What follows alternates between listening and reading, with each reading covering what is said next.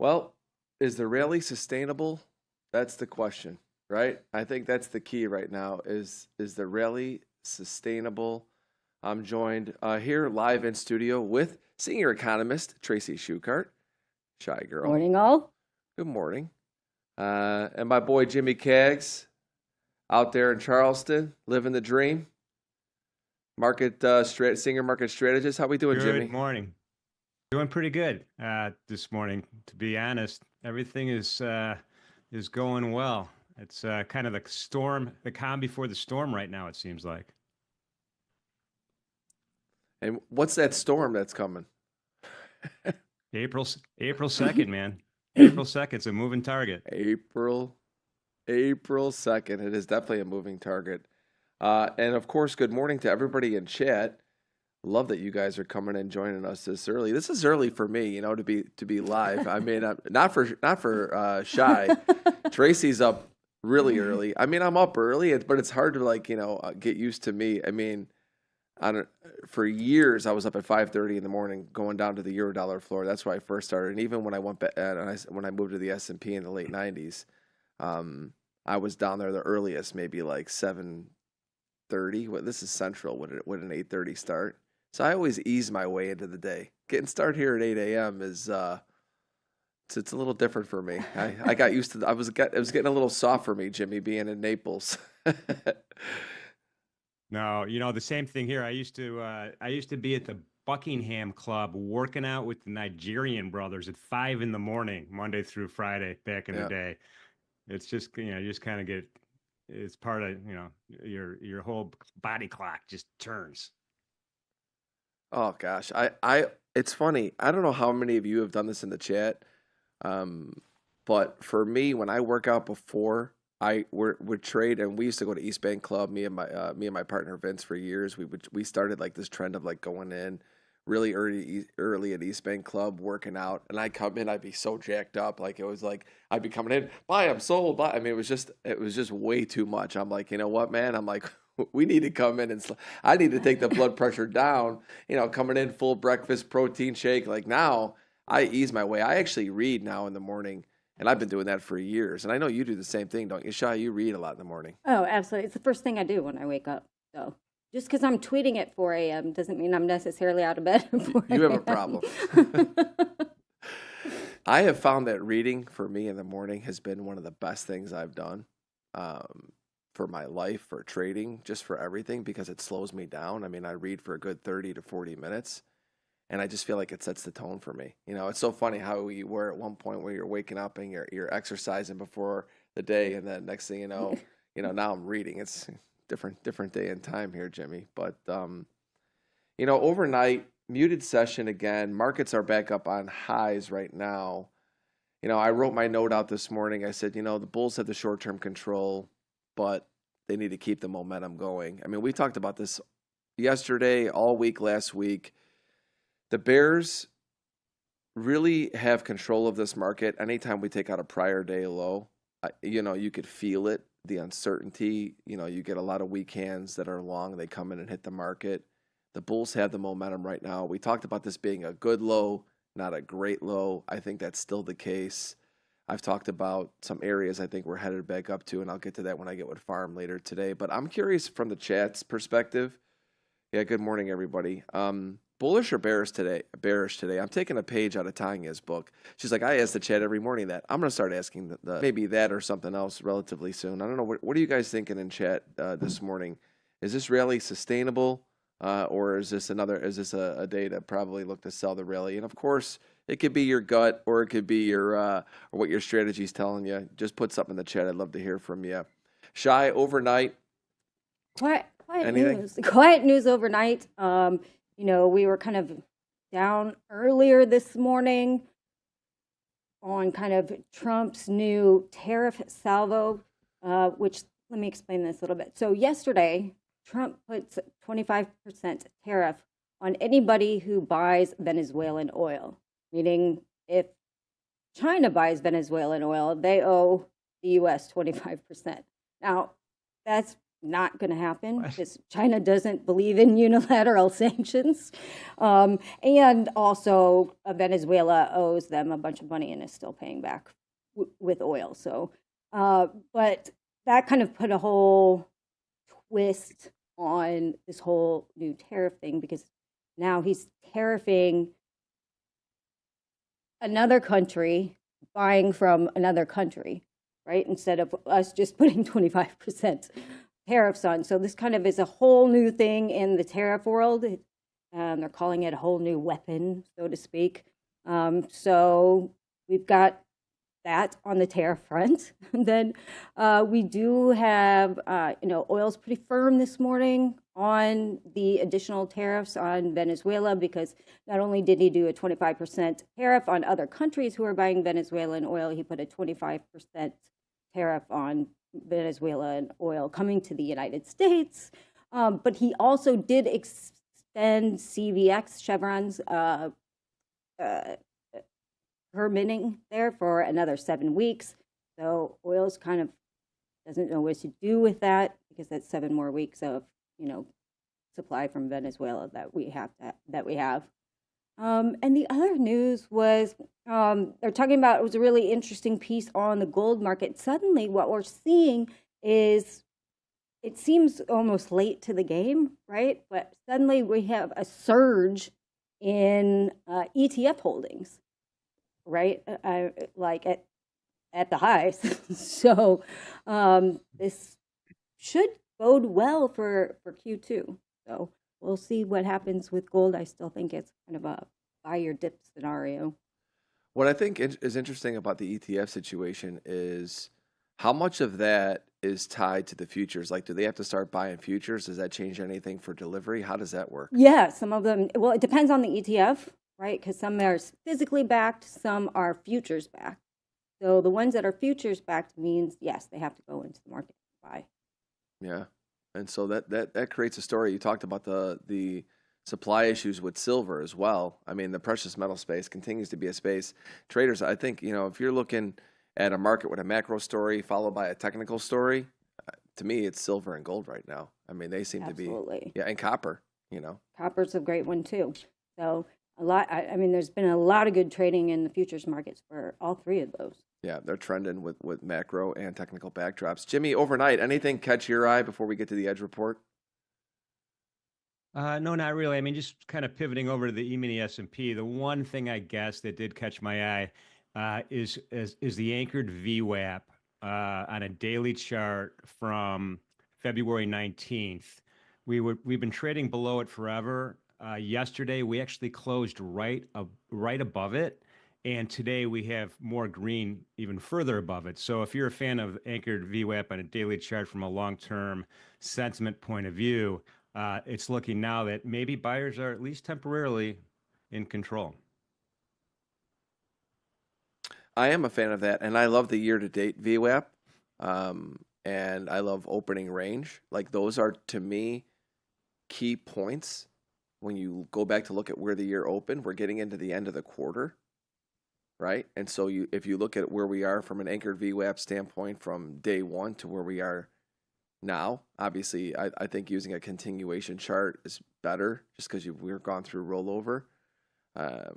I also think that the opening range coming in right around 59.49 for the March. I don't know where the D's opened up, but to me, that number kind of stays the same because I look at it from the opening range of that contract.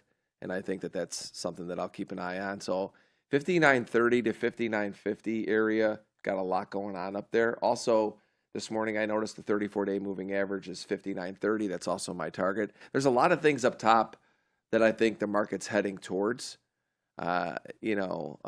Reverse gravity right now. I think they're being pulled towards there. And so we'll see. Really what today brings for us. I mean, you see in the chat, I'm looking at it, you have bullish, bearish, based purely on TNA, TA, not TNA. That's kind of, don't know where that came from. Bullish, mostly bullish in chat. Remember, let us know in chat what you guys are thinking coming into today. Another big lineup day. We've got Merritt. He's going to be trading live. Nice. Tanya had a really good trade yesterday. So following up her today with Merritt is great. And then we have, who do we have anything for you today, Jimmy? We got a pretty good guest for you today, don't we? Yeah, we do. We have Leo the Tiger, Order Flow Labs coming. We're going to do a deep dive into where he came from, his psyche, his trading philosophy, and all that stuff later on today. And what time's that at? Good question. I think 11:15 East Coast time. So, yeah, right after Hot Commodities.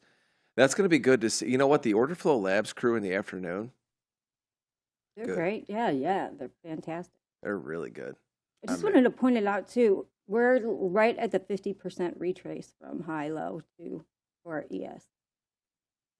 From the high of the year? From the high of the year to the most recent low. Got it. Yeah, I mean, this area I think is going to continue. This environment I think is going to continue to support really kind of a little bit of a bullish tape. The only thing I see is probably some headlines from Trump that I think can skew it. And this morning when we listen to you for headlines, it's all Trump right now. That's it. I mean, that's front page of everywhere. You know, Financial Times, Reuters, The Guardian, Bloomberg, everything is Trump tariffs. Front page news. So this is not going to stop until April 2nd, and then we'll probably still continue that, unfortunately or unfortunately, because this administration seems to change their mind a lot. But we should get some clarity, at least by April 2nd, hopefully. Yeah, I mean, that's what it feels like right now. It's like a drift higher into this April 2nd, drift higher into the end of the quarter, end of the month. Yep. I go back to it. We have a good low, not a great low. Jimmy, we got in this conversation yesterday with Pharm. I've talked about it a little bit with Tanya. I don't know if you've talked about this with the Order Flow Labs crew. I'd be kind of curious to see even what Leo thinks, maybe if technicals come up with you guys later today.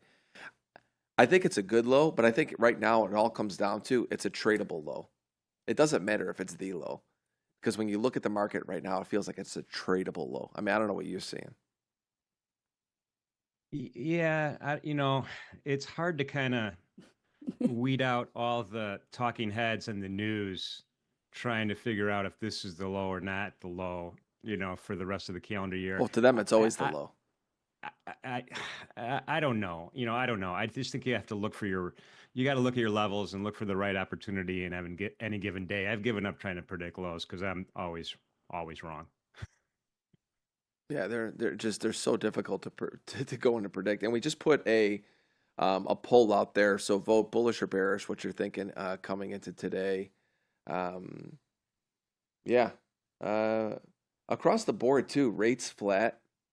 You got metals still bid. We talked about this. You got energy a little bit bid. You got currencies up against it. So dollar's got to be down because what I see, I don't have dollar. Dollar is down. Dollar's down. Yeah, slightly down. And then you have the crypto space. And after going after that chart yesterday, Jimmy, with ETH, I think that was pretty good for people to kind of see how those markets have been moving. I don't trade the crypto futures that much. I mean, there are sometimes I actually look for really almost like capitulation type moves for them higher or lower, and then I like to use the futures to fade them small. But looking at ETH and how the move that they've had, Bitcoin, and they're all down a little bit today. And rates, the 10 years are sitting at 4.3%. I just think that's just a sweet spot. When I look at the 10-year yields, and I don't know what you two guys think, but this environment, again, I look across the board. The only concern I have is the fact that you got a little bit of runner going on right now in metals. Is that signaling something? Is inflation potentially? But even if it is, the rate market's not showing it. The rates aren't worried about it. At all. Right. At all. They're just sitting right in a good place, where I think that the market can manage around a 4.3 10-year. So I feel like, again, when I get to the charts later with Pharm, I'll show why I think that we're going to probably continue to grind up. But just another, it's amazing we went from one environment to where it was VIX is going straight up, markets going down, trender lower, we had a minor consolidation on the lows heading into FOMC, triple witching, and now all of a sudden we're back to a tape very similar to what we were in last year for now. And that could change easily. Exactly. So with that, I think we go take a look at the charts. Let's send it over to my boy Jimmy for this morning's Edge Report.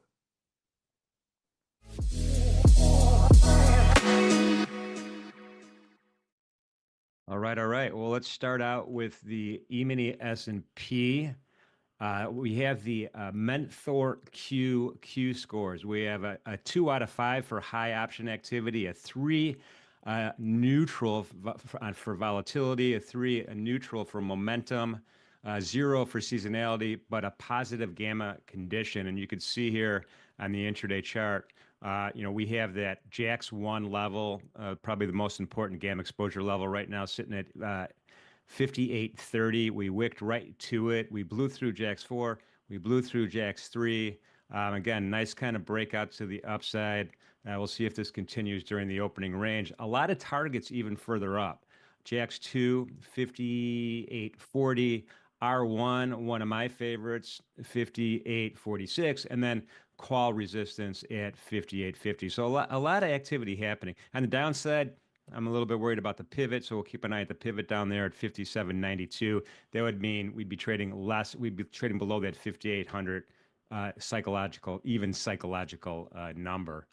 The micro NASDAQ is looking pretty similar. Let me just pull this up. Bear with me for a second, and let me clean my chart up for a second. Make sure I am in the right place. So real similar, right? Similar systematic price action going on right now in the stock index futures. This pattern's deja vu, right? We just crushed the JAX 2 level.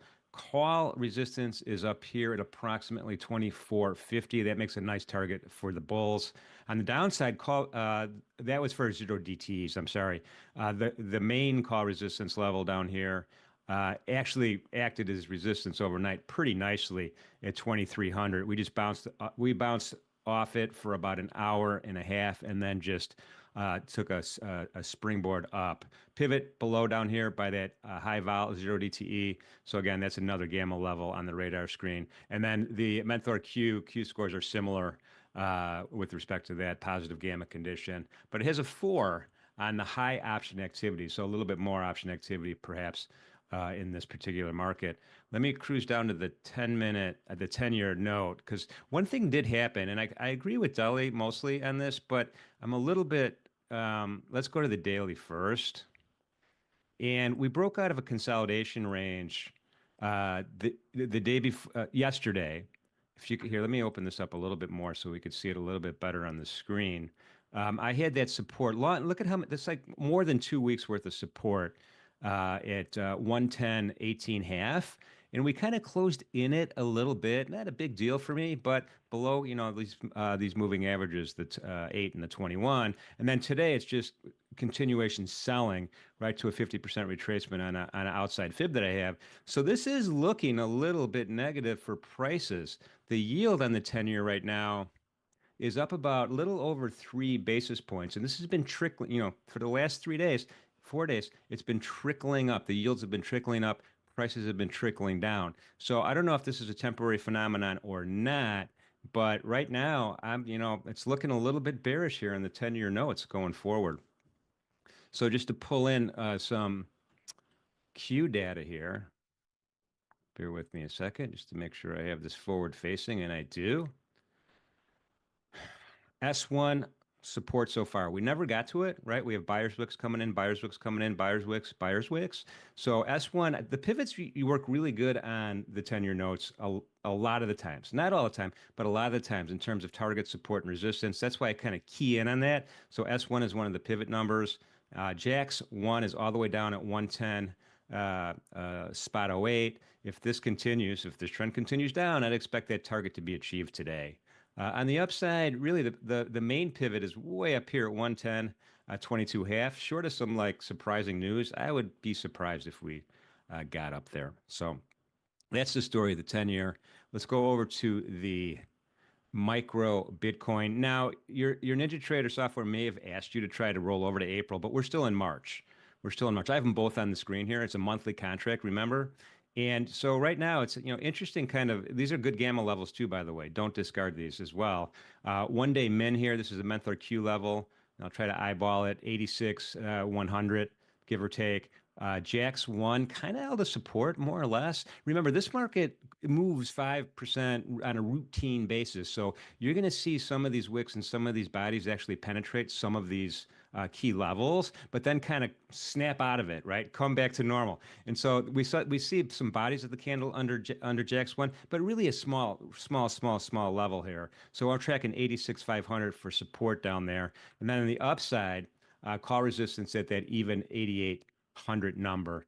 So again, this is a tight range for this micro Bitcoin. I expect it to move it in a little bit. So it's a great market to trade, folks. No question about it. You could scale in, scale out all the fan favorites right there in this particular futures market.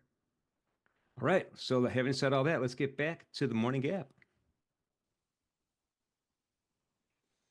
Thanks for that, Jimmy. And the first thing I took away from that today is that 10-year.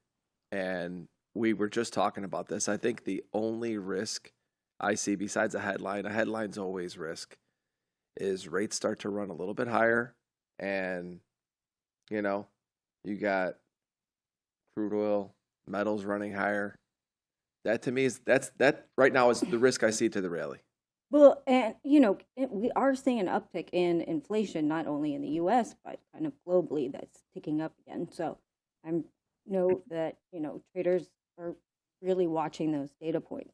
And what's interesting, what just came in, so UBS top strategist sees consumer slowdown hitting the S&P 500. They see a drop as low as 5,300 due to weakening consumer and analysis cutting profit estimate. So they think the bottom is not in. Yeah. I mean, it's funny. Leo was talking in chat. Nobody loves the low. That's why it could be the low. Right. Exactly. The mainstream media probably really likes the low because they're always bullish. As futures traders, we trade both sides. We don't care if it's the low or not. But you mentioned data. Let's take a look at what's coming out for today, Shai. Yeah, so we have new home sales. That will be important. These are all at 10 p.m. We have a slew of data. So we have new home sales. We have consumer confidence. Now, this is going to be a big one because consumer confidence has been sliding. That does indicate kind of a change in consumer behavior, which kind of ties in with what UBS was saying in their note this morning. And then we have Richmond Fed Manufacturing Index. When I look at consumer confidence and new home sales, just in my own personal life, down here in Florida, you could feel that people are spending less, and it's a pretty wealthy area down here. I mean, South Florida in general, a lot of people, a lot of money.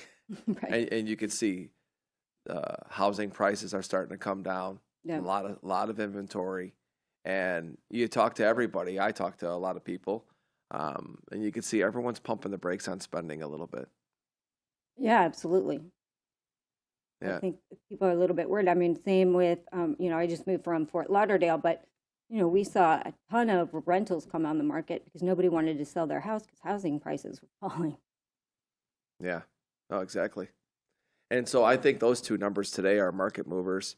Again, when you look at this tape, it's in this drift mode higher, I think, for some technical reasons. We've all discussed it. I'm going to get to Pharm in a minute and see what he thinks as well. But overall, I go back to it.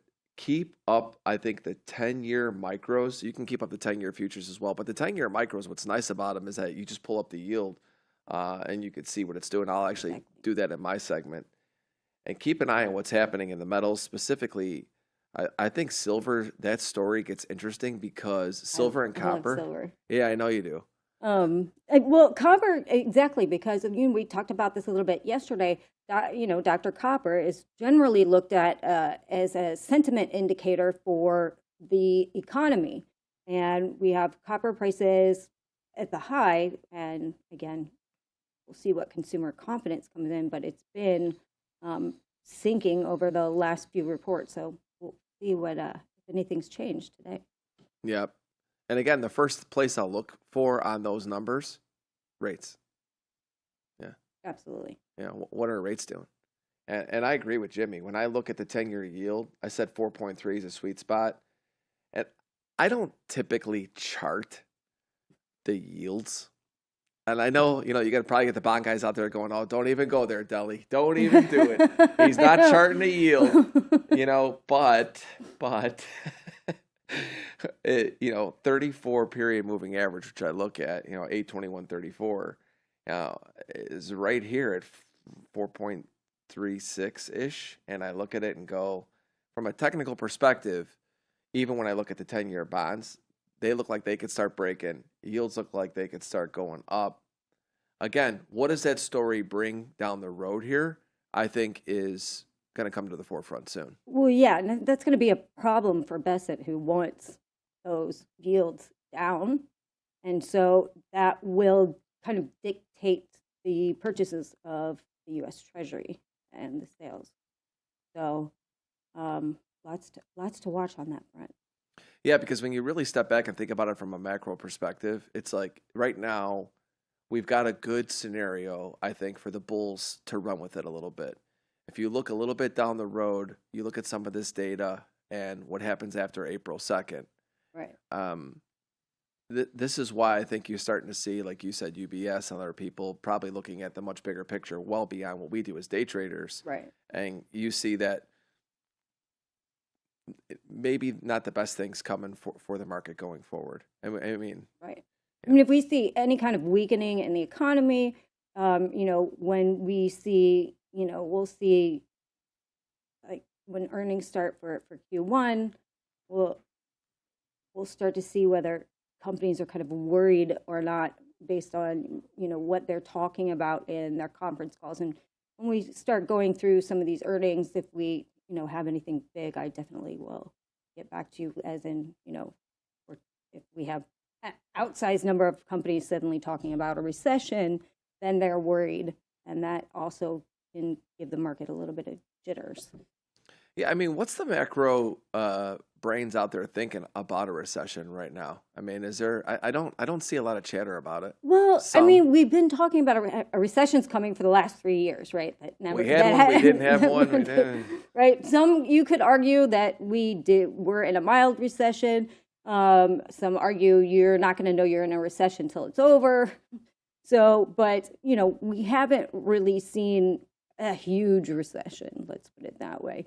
We've had recessionary pressures, but it's kind of, everybody's been anticipating this huge recession for literally almost 3 years now, and it's just, never come. Everybody was expecting that hard landing. Yeah. Well, we did kind of get one. Kind of. Yeah. Well, I don't see a lot else here. I think we probably end up, if we're going to start getting ready for Pharm, we're getting ready to start talk technicals, and let me know when Pharm is ready, and then we'll bring in my guy. What color shirt do we think he's got on today, Shai? Gray. I'm going with gray. You think he's gray today? Maybe. You're better at this than I am.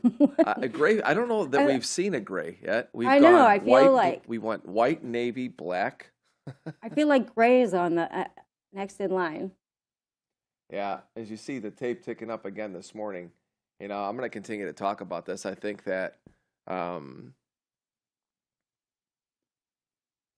yeah, I mean, I look at it and it's like, it just looks to me, when I look at S&P and NASDAQ, this is, I think it's just going to be another bullish day. I'm definitely going to talk about that when I get to my charts. So any other things before I let you go today? What are maybe some highlights that we're going to be talking about with hot commodities? That's at 11 o'clock every day, everybody. And I highly suggest you catch it, especially today. I mean, every day you should, but especially today, coming out of consumer confidence, coming out of new home sales. I think that you're going to be looking at metals, specifically rates. I'm just curious, what do we got? Well, we're definitely looking at metals, obviously, industrial metals, because like copper, to see if they're phased at all.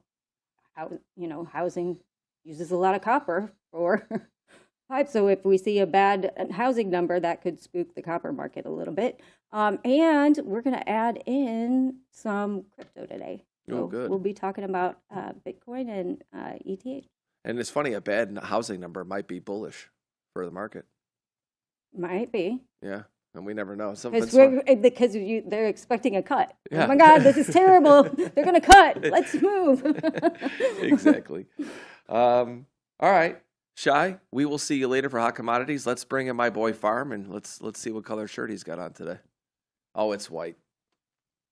Close. Good morning, Pharm. Good morning. I see you. You're sitting on the sell button. Or the buy button? Can you just lift up real quick? I woke up and you're locking me out again today. You know what? I got to tell you. First of all, your morning work has been amazing. Really, really good. Really, really solid. Laying out upside targets, what to look for coming into the day. Been very, very good. Today, I think of all the days, and even when we go back to last week, I thought last week was tricky because we had so much going on. Today, now we're starting to get in between stuff. This is where it starts to get a little bit interesting here, because we're getting in between, like, you know, we're good amount off the lows now. We're starting to get in that territory. I remember looking at your chart where you're getting in that middle area. Now it can get a little whippy. And like you said, it could still pull back and still be bullish. So I'm looking forward to seeing what you have today, because I think navigating today with some data gets interesting. But I'm going to go to the charts first. Age before beauty, Pharm. It could be beauty before age. I don't know. Maybe. Well, we don't know. We're not going to get into how old me and Pharm are here. So let's take a look at the charts. So when I look at mine, the first thing I want to pull up for everybody is ES on the daily. So let's go here with that. And the first thing I'm going to be looking at here on the charts is, have we got my charts yet? I don't know if we do or not.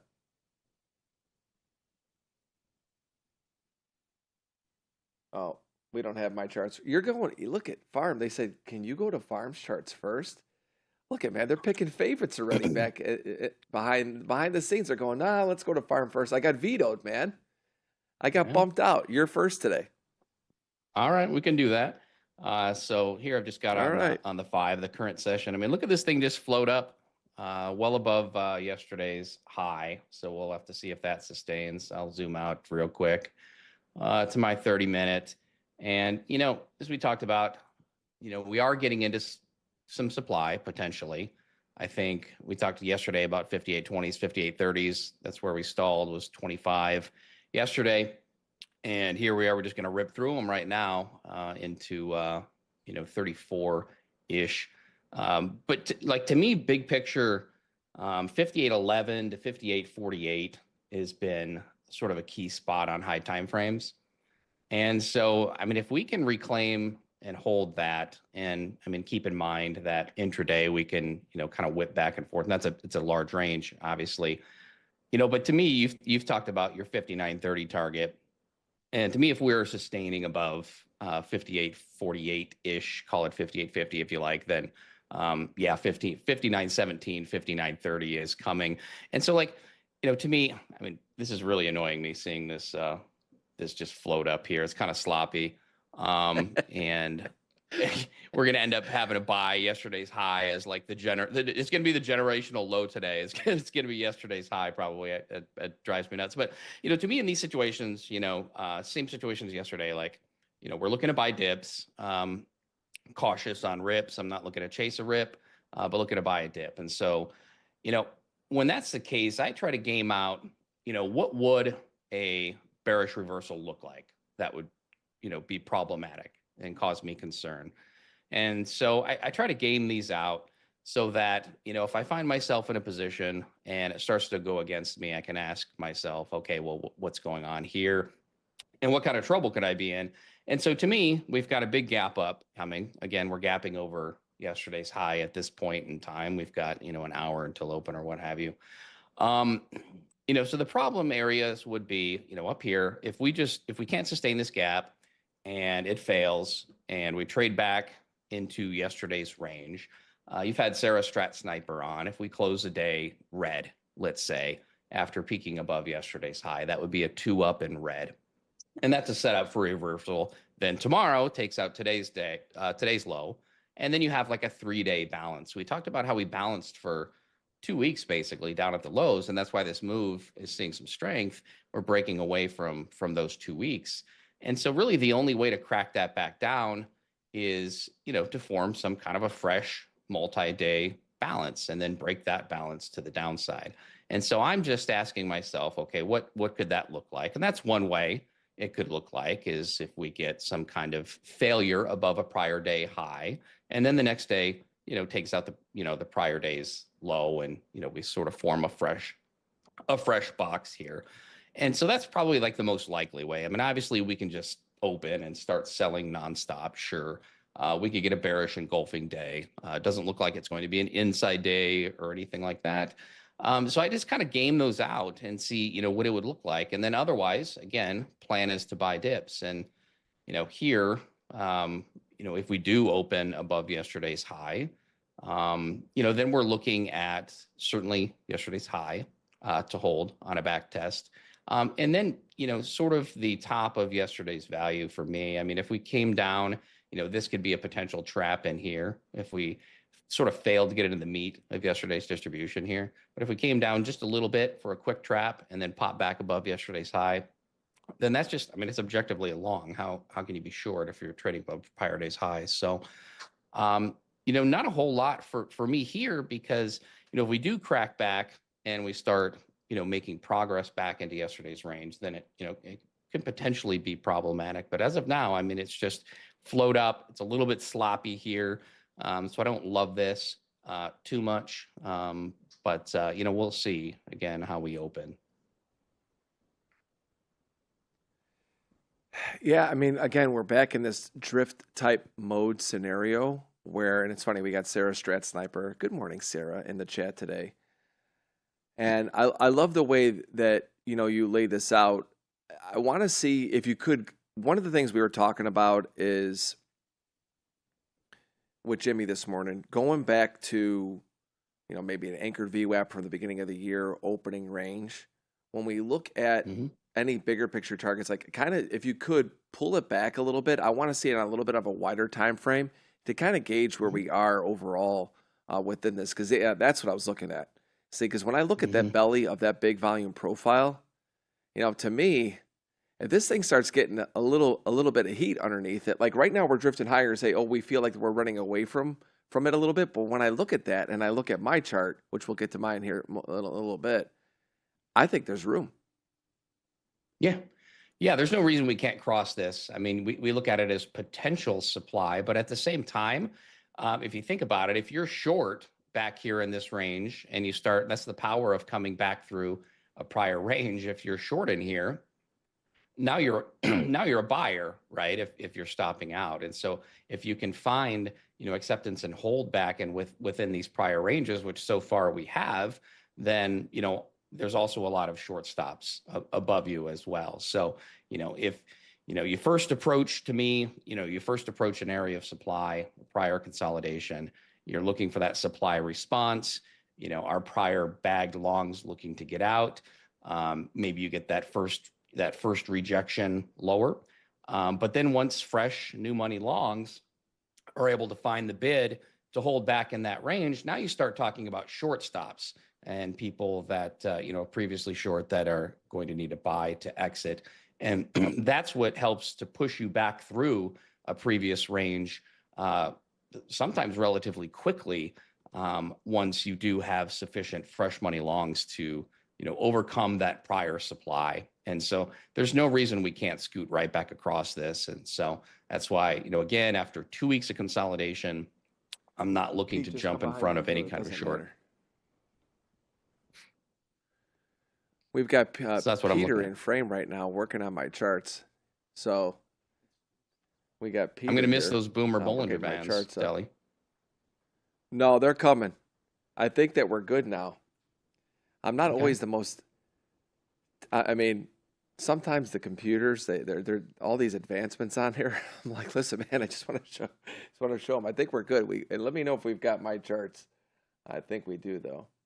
Pax is the worst though, by the way. That's why I wouldn't even have him show charts. He's the total boomer. He's the real boomer. I try No, to thanks for keep laying it as out, Pharm. little as possible on mine. Yeah, no problem. All right. Well, apparently we don't have it. No. We're going to stay with you, Pharm, today, and I'll just talk through mine as we get it going. Yeah. couple things. 821.34 is what I'm looking at, and this is something I picked up from Ripster and Sati. I like these guys because it helps me with understanding trend. And it's just a simple way to look at it, right? I look at it and go, okay, where are we in the short to medium term? And we're above the 20, in between the 20 and the 34. And when I see that, even though you got the bottom, you got the 8 pointing up, the 21 getting flat, and the 34 up there, I like that for just basic framework of like, okay, where is this in the context of everything else I'm looking at? They never get me into trades, but they do help me stay in trades. And that's really the key for this. When I look at that today on a daily chart, it tells me that we're getting above, some short-term moving averages, again, price stability. When I look at my areas, I talked about 5680 with a 5930 target. 5930 is also the 34-day. 5930 is the midpoint of my Bollinger Bands from bottom peak from top peak to the bottom peak. I also look at it across the board, which I think is one of the most important things that I see right now, is that all of the indexes are moving together, Pharm. That to me is the most important thing, because the indexes the Russell's offsetting a little bit today. It's flat, basically. It's down a little bit, actually. But for the most part yesterday, but the Russell also had the biggest day yesterday, if I'm not mistaken, percentage-wise. So overall, when I look at the price action, you don't have divergence. And anytime we don't have divergence and I see the indexes all working together and they're setting up the same or similar on my chart, that to me is the biggest green light to just buy the strongest one, which really has been NASDAQ, even though I'm in S&P. Today they're about relatively the same. But for the most part, S&P and NASDAQ leading this move higher. They're working together, indexes together. That to me is, I would not step in front of this rally again today. I do think there's going to be some pullbacks intraday today because of all the things that you talked about, kind of whippy. Oh, here we go with my charts. Boomer bands. They're back, buddy. Yeah. Watch these 440s today on NQ. That's, more than anything, I think NQ 440s are potential problem. We just kissed that, and it looks like there's a decent reaction, and, looks like some idiot just jammed some volume into the highs too. So maybe we get a little pullback here. Go ahead. Boomer bands. I'm excited.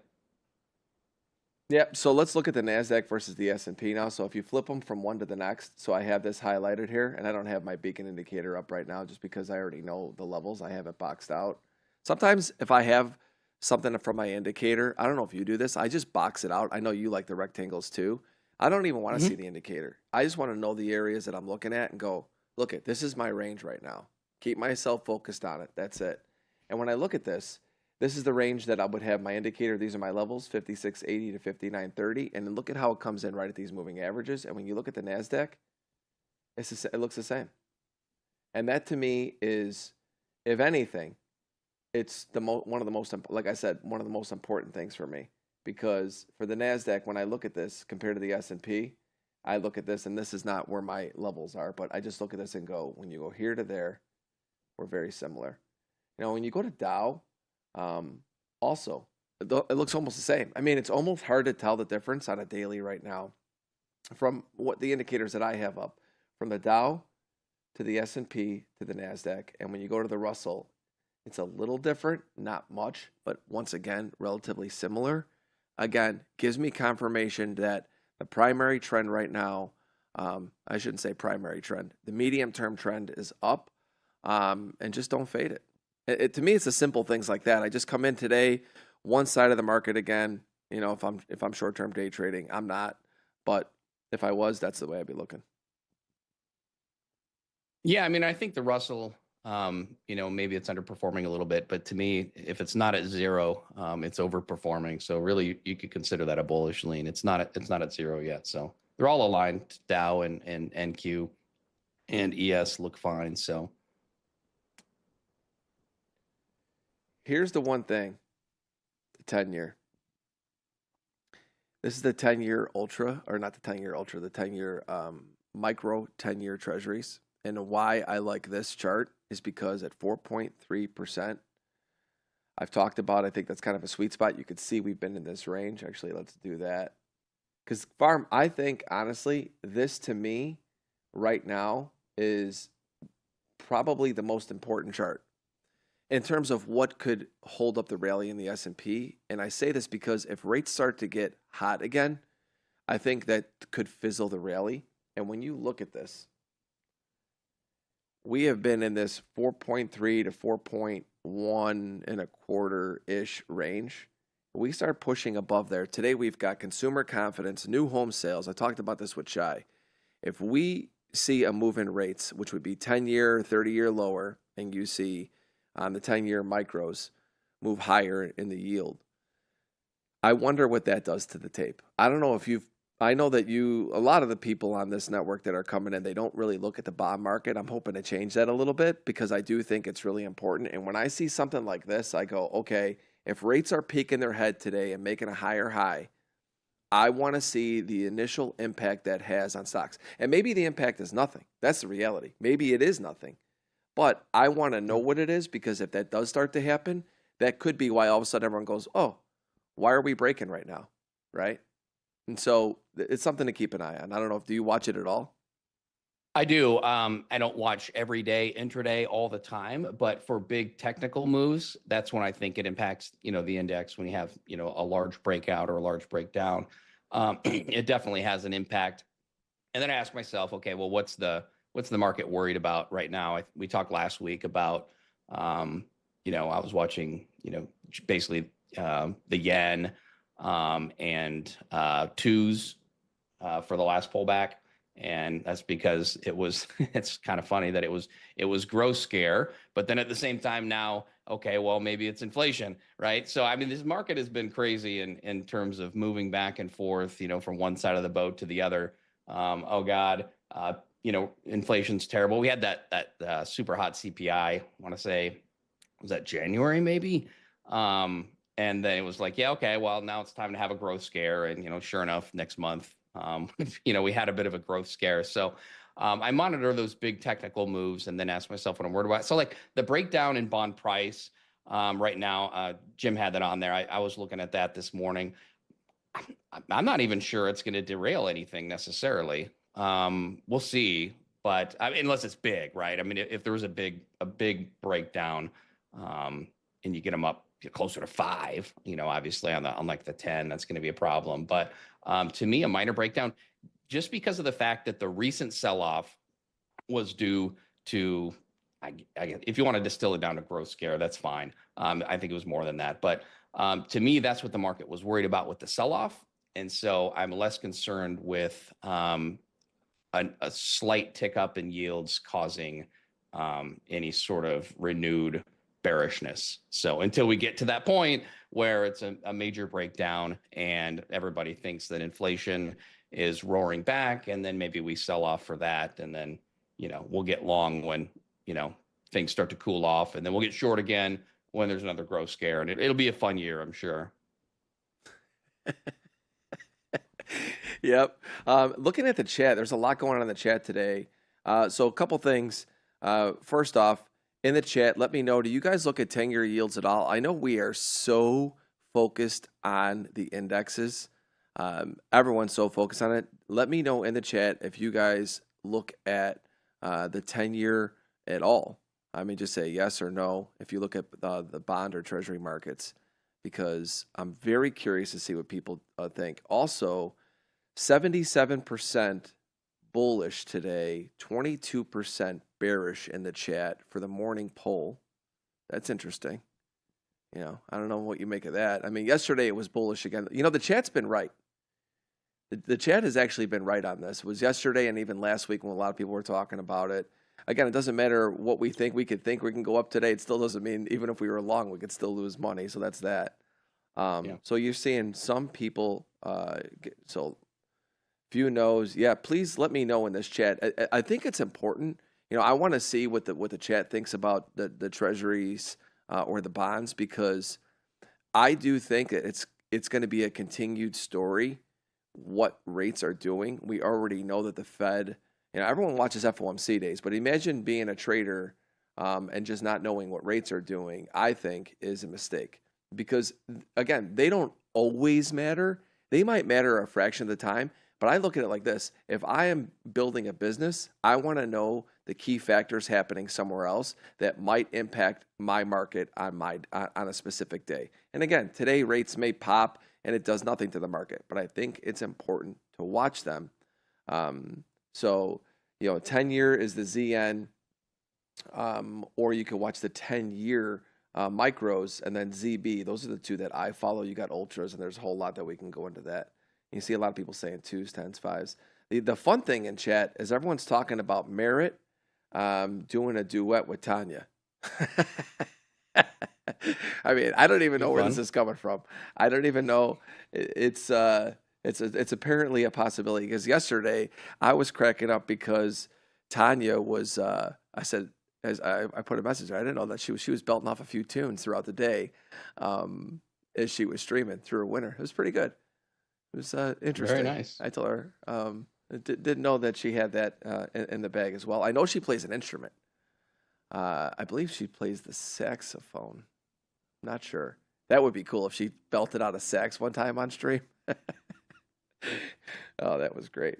So again, quite a few people talking that they do look at the bonds, which I think is good. I want to pull up the crude chart too, just because this is something else to look at. Look at that crude chart.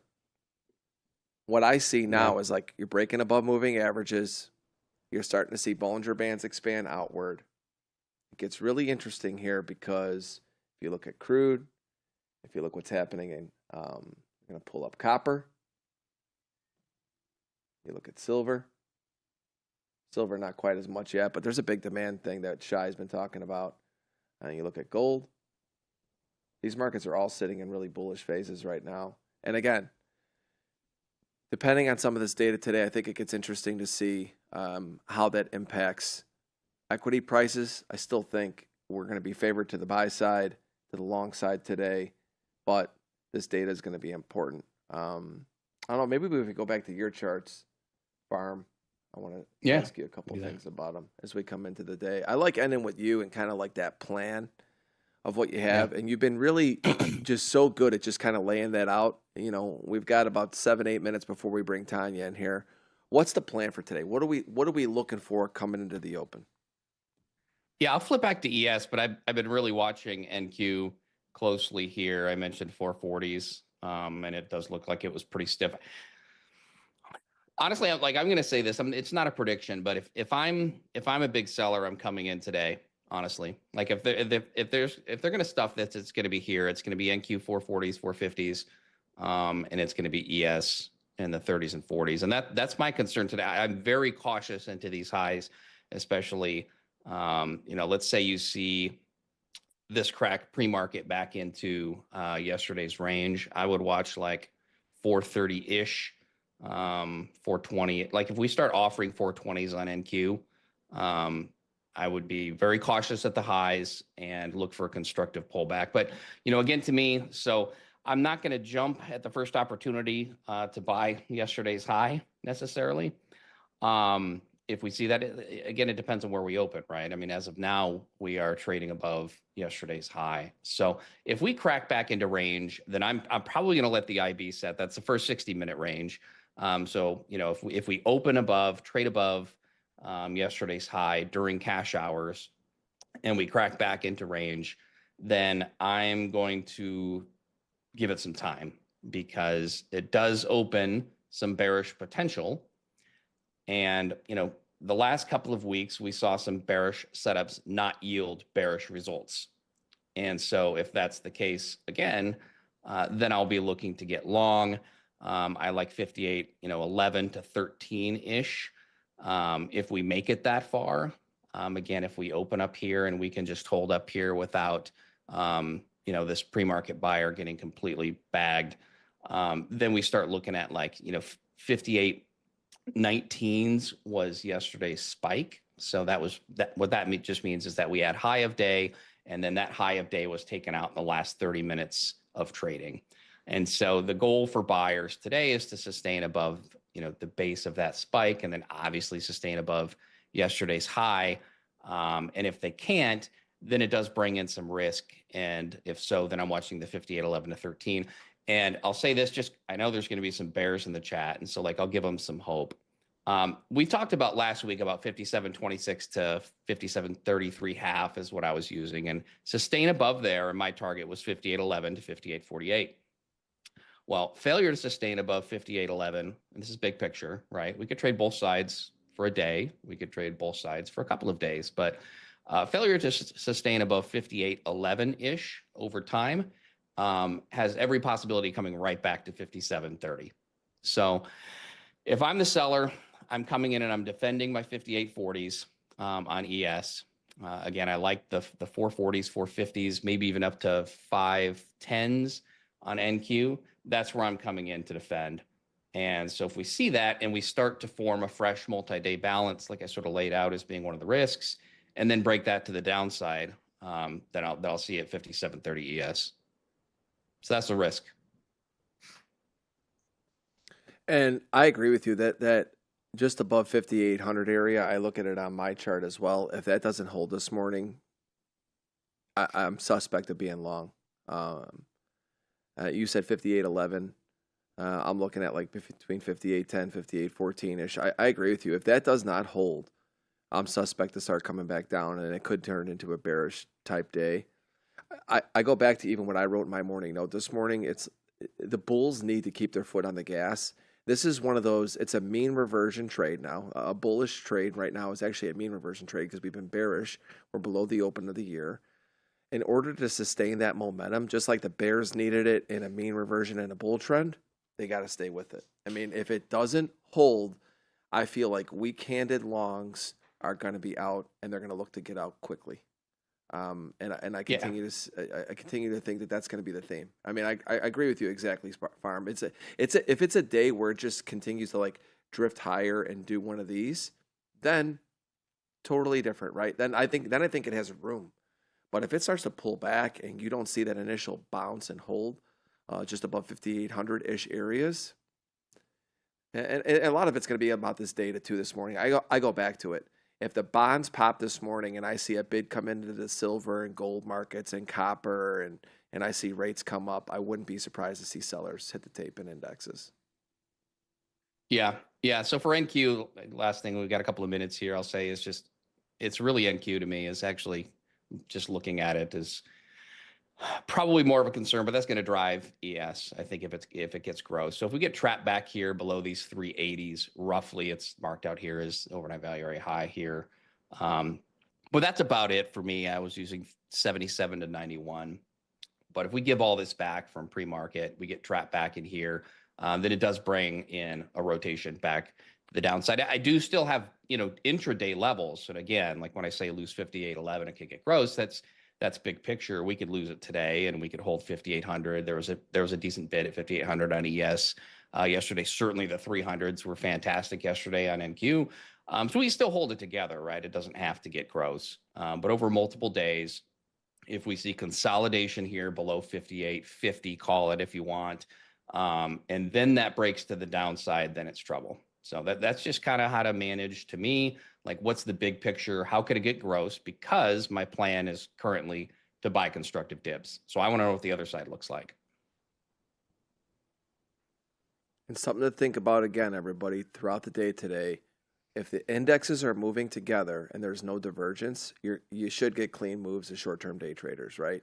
Because this morning you're seeing a lot of the movement working together. You're not seeing divergence. You have a modestly weaker Russell this morning. Overall, the Russell's been the lagger, but then it's the outperformer on some of the up days. It is what it is. I really think S&P, NASDAQ, and Dow, and this is funny. So Tanya called it the dirty 30. I thought that was hilarious.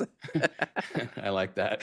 The dirty 30. It was great. I was thinking about that, made me laugh. Dirty old man type thing. NASDAQ, I like that. If those three are going together, I think it makes for a clean tape. I think should be a relatively busy day for day traders. Just stay patient, wait for your setups. Again, Pharm, appreciate the content so much. Really help mapping out the day every day. I love the perspective that you bring every single morning, and trying to guess what color shirt you have on is it's Right. become a highlight of my morning, just so you know. I'm going to mix it up soon here, but just to throw you off. But I appreciate you having me on, and good luck today, Dilly. Thank you, my brother. We'll see you tomorrow. Next up, Tanya Army. Let's get ready. Hit that like button for Pharm. Hit that like button for Tanya. Talk about an all-star cast in the morning. Good morning, Tanya. We have you muted. Or I can't hear her. Either you're muted or I can't hear you. I just unmuted myself, so I should be okay. Here we go. Yeah, now I had myself on mute. Welcome, everybody. Good morning. I heard your little requests about a duet. I don't know. I haven't done that yet. We only get into some karaoke if I'm in a trade and, to pass the time because, it helps you not stay focused on the trade. But yeah, that's when the karaoke comes out for me. I love how you bring levity to this because you're so patient, so consistent, and when you have downtime, it's trading doesn't have to be super serious all the time. Yeah, you make it a little bit fun. Yesterday, hearing you with it belting out the tunes, and I was thinking to myself, I'm like, at some point, I need to see you pull out the sax, Tanya. That's the only request we have. At some point, we need to. I'll do. Yeah, when we hit a banger trade, yesterday was good, but not a banger. It was good for given what it was great given what the market gave us. Yeah, because basically caught more than half the range of that morning, so it was perfect. But yeah, I will. I mean, yeah, you mentioned it. I do play. I taught myself saxophone. I played clarinet for 7 years, and then I decided to teach myself saxophone, and then now I'm teaching myself piano. Just little side You're quests amazing. here and there, and it's really good to play an instrument. Actually, it helps your brain stay sharp. I played the clarinet when I was in middle school. It would be pretty Cool. funny to see me play the clarinet these days. I remember carrying it, walking to school, in that little clarinet box. I probably still have it somewhere. Probably, yeah. We need to get a band together. We need to get a band together, Tanya. I agree. All the NinjaTrader Live band. Yeah. Gotta get them. Yeah, I think that would be viral. Oh yeah, that would be must see TV for sure.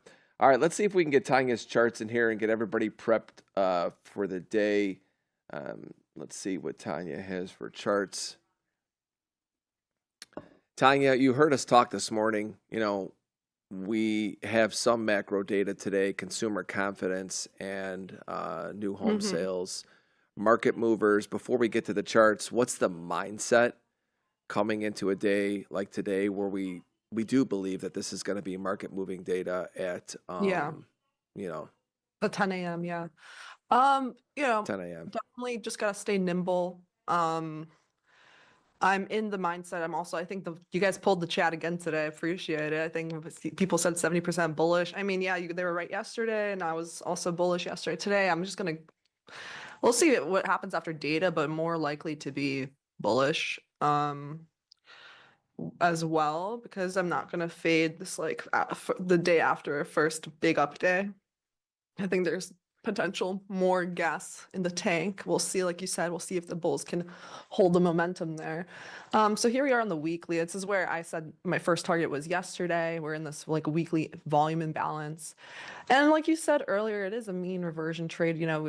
We went down for about 4 weeks consistently. Then it was an inside week last week, which made sense, right? Because there was a lot of going on with the FOMC rate decision and then also rollover. So we expected smaller range, and that was inside week. And now I'm just pulling up the fib. Yeah, where it's coming back to 50%. This area I would continue targeting up to 58.80s for ES, and let's see for NQ. It's just about there. And about Yeah, 50% is 2,100, about like 29, 26 on NQ. We could definitely get there, you know? So I'm not going to be trying to fade the day after first day up. We are like starting up a bit on the day. Let's see. Gapping up a bit here. This is like on the daily. I marked out this volume imbalance, right, you guys? So this is just this like gap between this body candle and this body candle. You see like these overlap, but here we had a little gap, and that's what my first targets were yesterday. We cleanly got up there. So what I want to see is like us hold up 50% of here, so like 58.10s, 58.12s, and also for NASDAQ, 380s, which is funny. I think I was listening to Pharm earlier. I think we have similar levels there, but I think that would be key for us. So just looking at the daily. And, I like to also look at 50% of the previous day body. Like for us to continue bullish, we should definitely hold up 50% of this push up yesterday. If we're going to get more follow through, like ideally, we don't really even come back much more than that. So let's see here on the 4 hour. It's basically how I always just do my analysis. I go from the weekly to the daily to the 4 hour. But most of the times I already looked at the weekly earlier yesterday, but I just wanted to review it again to see the mean reversion that we were talking about. Right, so I would like it to hold up this pre-market low. Yeah, I don't really want us to drop too much here, honestly, because where I marked this out earlier, then, it could kill some momentum. I mean, we could get some more reversals in these gaps, sure, these 4 hour fair value gaps that you can see. But to keep the momentum going, like I said, I'd rather us hold strong here and continue up higher today, rather than if we come back into here, I'd look for a quick reversal up higher. If we retrace too much, then, the momentum could die off. So really, on the hourly, yeah, I do want us to hold these London lows. And yeah, I would look honestly for more upside on NQ. Let me put up on ES also. Yeah,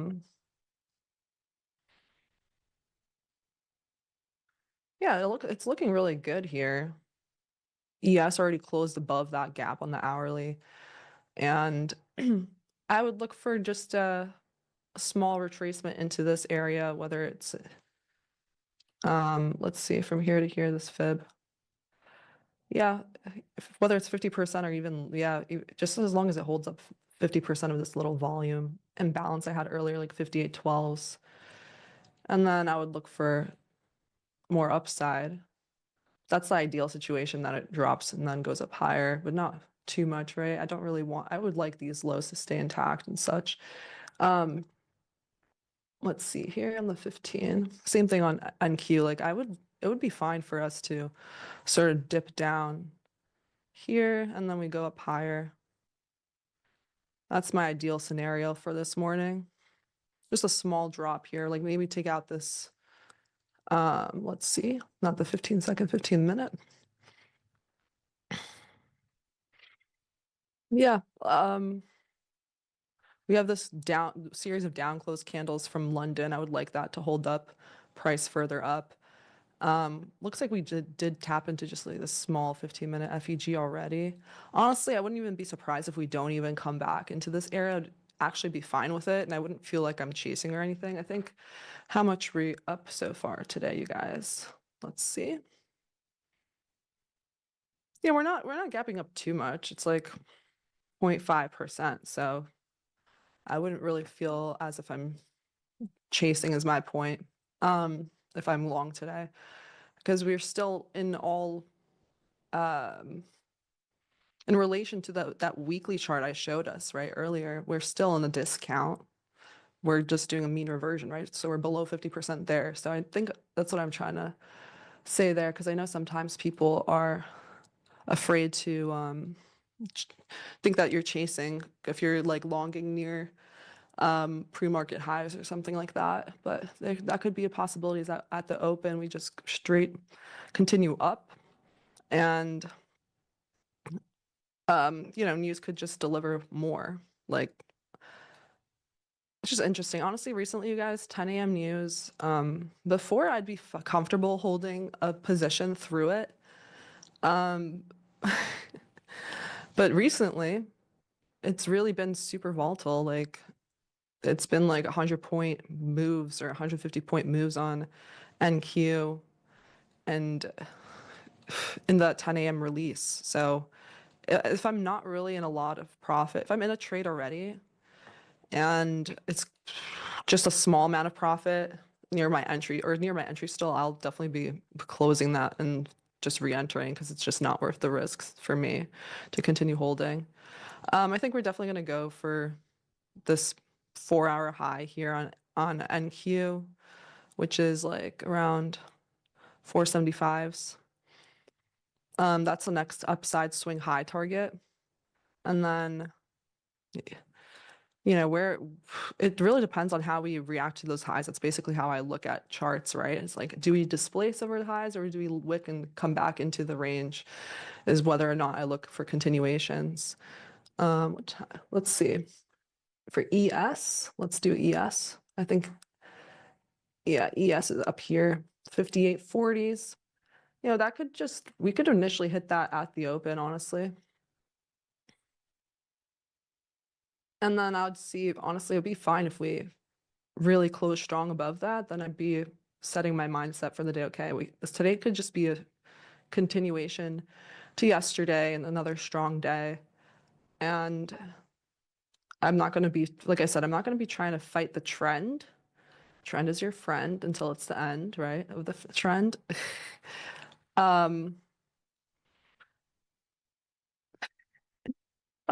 yeah, like especially after one big up day.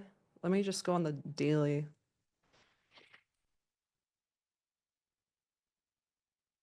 Right? We had just one update here. Like you can see here, same thing. If you had one update, most of the times you'll get some follow through. Here, same thing. Like after this huge drop here on ES, you had a large update and you had a follow through after it. So same thing, as I'm not going to just try to immediately fade this. I think most of the chat is saying the same, right? You guys all voted 70% bullish this morning.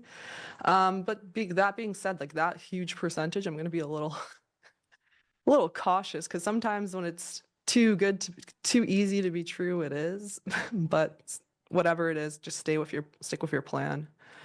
But it's good. I'm excited for 10 a.m. news, because sometimes you get no news. I actually do enjoy 10 a.m. news for either reversals And I think, or distribution. Yeah. yeah, and I think today market moving news for sure. A couple things that I take away from your morning notes and preparation. This is really setting up more of like a bullish market now. You have a more narrow overnight range. You've got VIX dropping. You've got, decimal percentages on up or down. We got 0.2 to 0.5%. Well, actually, yeah, not even that much right now. You see how much we're up or down in the overnight session. So volatility is being suppressed. You've got all of us looking at being bullish, but looking at a narrower range to where if it holds, it's going to be a grind type day.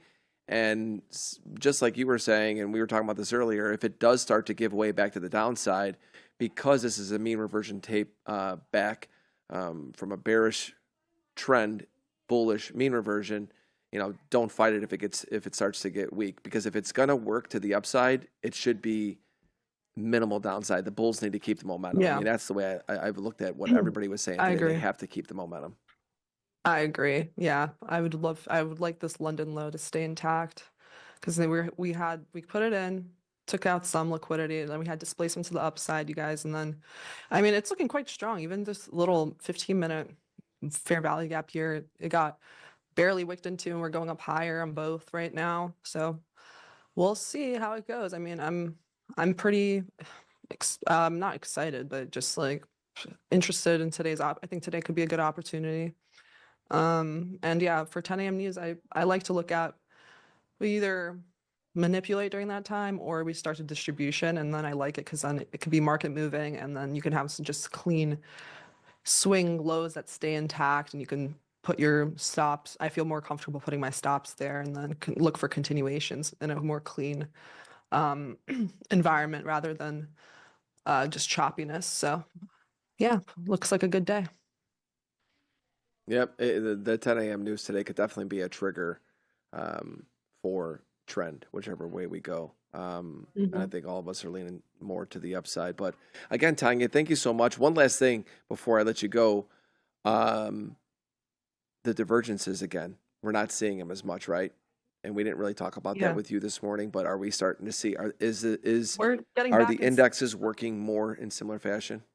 Yeah, I like it. We're getting back in sync with the indexes are getting back in sync, and that's the kind of price action I like to see. I don't like to see where NQ is weak and ES is ranging, right? So this is looking good for us. Yeah. Okay. Well, thank you so much. I know you'll be live streaming on your YouTube channel today. All the best to you. Love your sweater, by the way, today too. You're back in the USA. In the New York clothes. Yeah, that's right. And we will see you tomorrow. See you. Bye. Good luck with trading. Bye, Tanya. All right. Next up on deck, Tuesdays are for Merritt. My brother. What's up, buddy? Hello, hello. How you doing, man? I'm doing great, man. So you heard some of the talk this morning. Before we get into the serious stuff, you hear about this talk on chat about you and Tanya doing a duet? You're going to be the baritone? I've been made aware. Yeah, well, I come in with the bass. I'm kind of in that Josh Turner range, I think.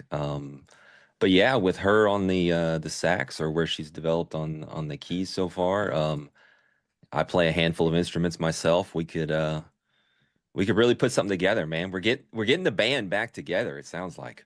We're getting the band back together. Who knew how talented you guys all were outside of trading? You guys could all play instruments. I mean, I don't even know. I don't think me and Pax could do anything. I don't think we're I don't know what we're gonna have to think about this, Pax. If you're listening, we got to come up with something, man. These younger guys and girls, they're beating us, man. This isn't good. So you heard us talk a lot about 10 a.m. data today. Before we get to the charts, what's the mindset coming in for you when you've got data as the forefront today? Because we do expect it to be market moving news. Well, some of you may know I tend to just live in a cave. I tend to block all that out. I'm aware of economic releases, market moving, scheduled, non-tweet events.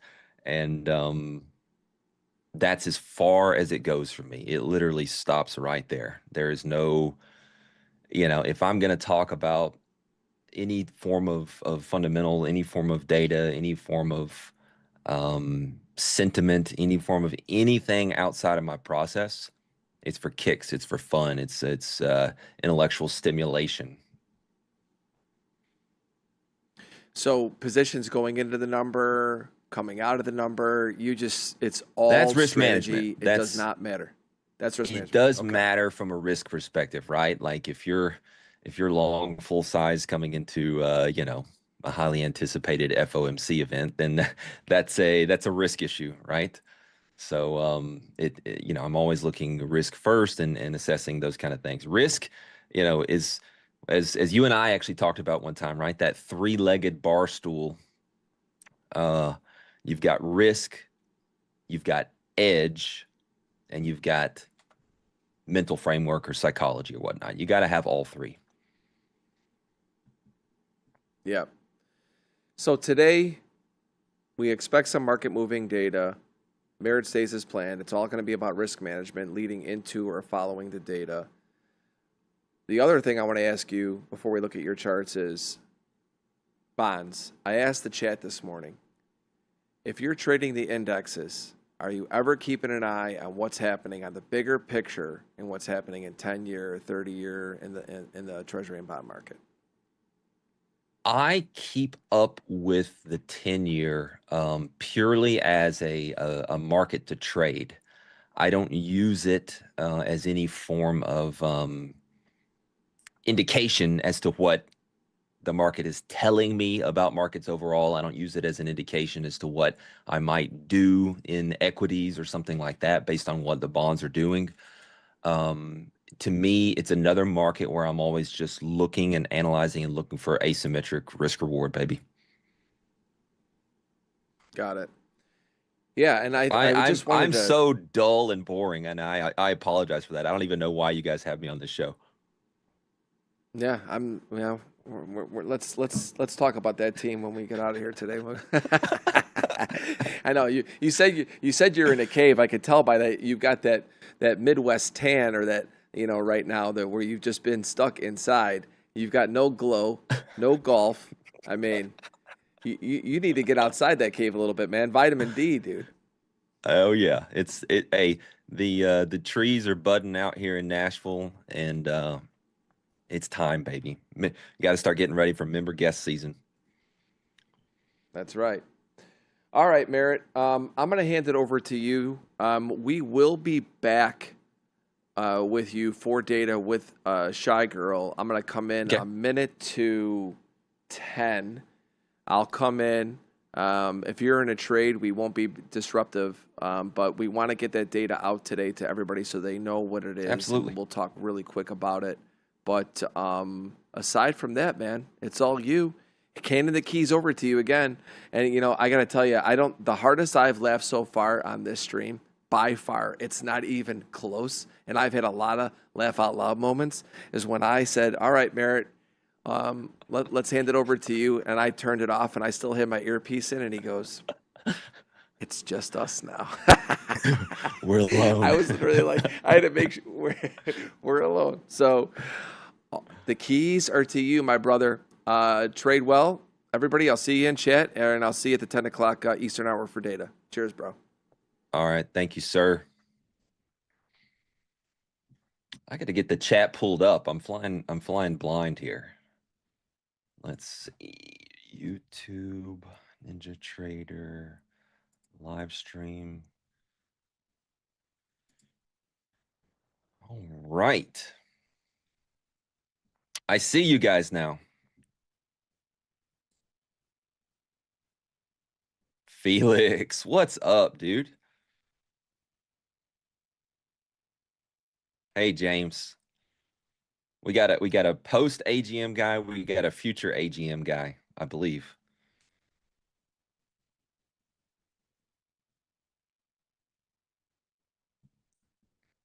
So I was in the short, as I tweeted, and I think I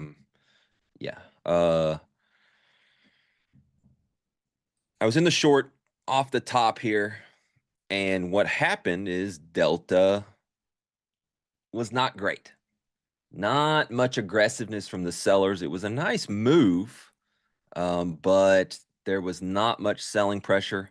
Delta got to what we call neutral and reversed, and the buyers were pushing up with equal or even greater force. So I had to kind of scratch it. Made a little bit on the trade. It doesn't even matter. But had a really good entry from about 43. I think it was maybe 42.75. And then scratched it as it started to push up into here as well. So, it was not a trade that is like a major thesis for me that I'm just super interested in. And so that's one of the things I talk about a lot with my guys. If you have a really good trade idea, right? And first and foremost, there needs to be, in my opinion, a big separation. Separate idea generation. What is the trade? What is the playbook setup? What is the context? What is the idea for the trade?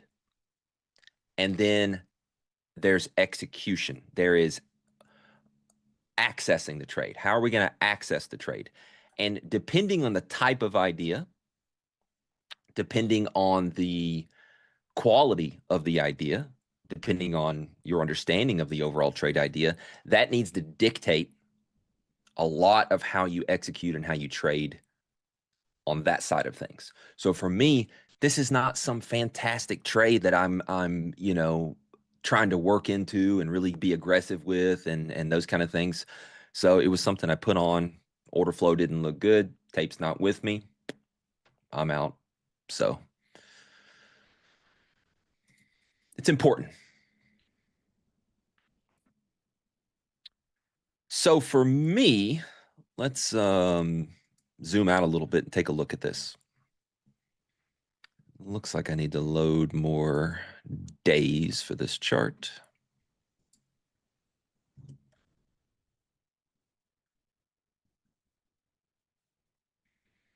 So what is going on in this market? Here's the level we had drawn from last stream. So we were, I think, here. We caught that short on the open last Tuesday down into this area, and then we kind of took a little long. There was that little stop run where I tried that short once more, I believe. Maybe. Anyway, it's hard to tell on this time frame. All right. So what's going on in this market? Well, we had a big balance area here, right? I'm pretty much looking at what's the entire kind of structure in this region. And then we've left that. And where did we go to? Well, we had some balance up in this region. And we are now holding inside of that and trying to traverse up to the top of that. So kind of this this area we got to is kind of the upper end of that in the overnight session, excuse me. So almost up into 20, you know, 450 or whatnot. So this is only the RTH session data here that we're looking at. So that's important. That's kind of setting a bit of the landscape. Quite frankly, there's nothing super interesting overall. The market, I will say, big picture, has gotten to some bearish inflections. Where we're at for the year, I think is important. It's an important inflection, and we could just take a look at the quarterly type chart here with the VWAP for the quarter. And so this is very important, right? We're coming up into this standard deviation area here. It's an inflection, okay? This is what kicked us off for the major part of the sell-off. First, we came from an upper extreme. We traversed this area. We tried the bounces, fails, what's not happening. And then we went imbalanced, and then we went fast trend. Then we have a pattern shift, and now we're back to testing for continued. Essentially, this is the point for the year and for the quarter, same thing. January, February, March. We're still in March. So the year and the quarter are the exact same thing. This is the inflection for that big swing time frame. Are we going to hold a downtrend for the year, or are we going to revert? That's the inflection, and then next we'll look at prior value if we were to fail to stay in balance down for the year, for the quarter. So that's kind of big picture. Again, I'm just kind of going through some of the charts here. It's not impactful for what we might do right here, right now, today. If we end up with a big sell-off day, that's going to tell us information about how the market's reacting to that yearly, quarterly type of contextual area. I do have my eye on, in terms of upside, I do have my eye on the monthly VWAP here. Are we able to continue traversing that? So remember, this is where we were I was saying on stream last Tuesday right here, I don't like the downside risk because this is something of a decent support area. You know, gun to my head, would kind of rather be looking for longs at this area than short. Sure enough, that's where we go to monthly VWAP, come back down to the same area, and then we are ripping across. Where's this market trying to get to on this time frame? It's trying to traverse. It's trying to get all the way up here. So a little bit more upside there. That is one major scenario that I'm looking at. We could be a little loose with the yearly level. It's a huge, wide area that can have a lot of fluctuations without changing anything. And so what we might do, in terms of, my students know we talk about stacked references. We've got kind of stacked references here with the yearly, quarterly, monthly. So that's a spot we'll watch in terms of if we start going to the upside and whatnot. That's a spot this market could get to as what we call a destination for a move.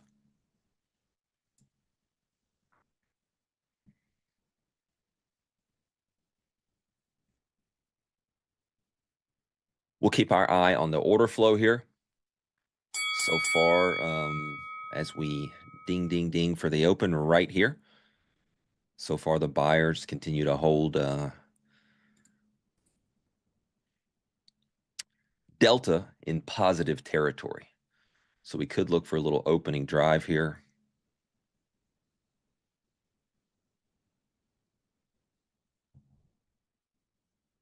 We'll bang into a couple long.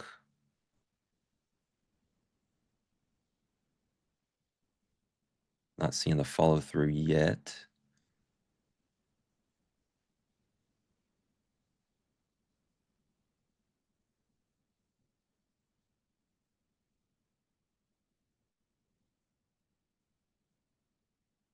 Struggling up here at this this spot short term.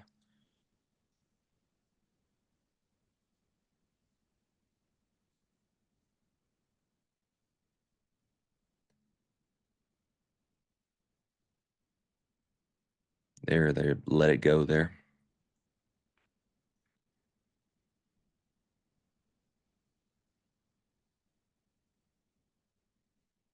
That was a good bit of buying effort for not much result.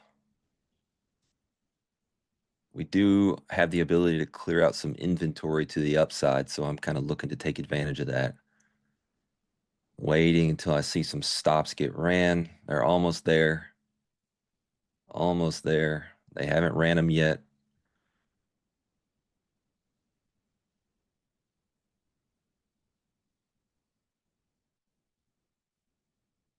It'll probably be a very jumpy, flashy move. They'll just sling it up there real quick if it happens.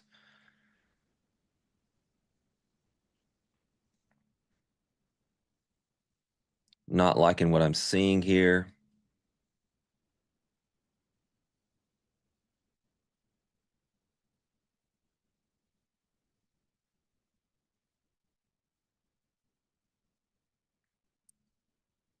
Let's run some stops. We're hunting stops. They're struggling.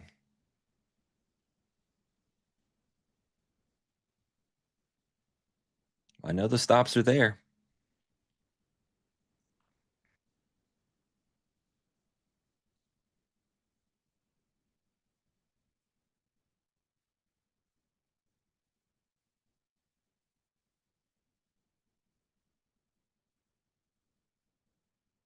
I'll give it one last substantial attempt to push through these highs.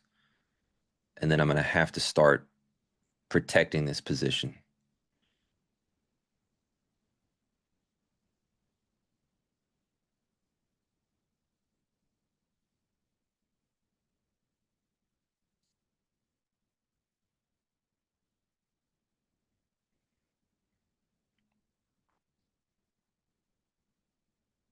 Market is not trading well. It's a little squirrely. I'm going to bail. All right, so we're flat, stood aside. I really liked the trade. No harm, no foul. We can try to scalp back into it if the buyers come back in here and show me a little upside momentum and threatening those highs again. We could just play a little stop run scalp again. Sellers are not super strong yet. So we're not scared out of re-entering this.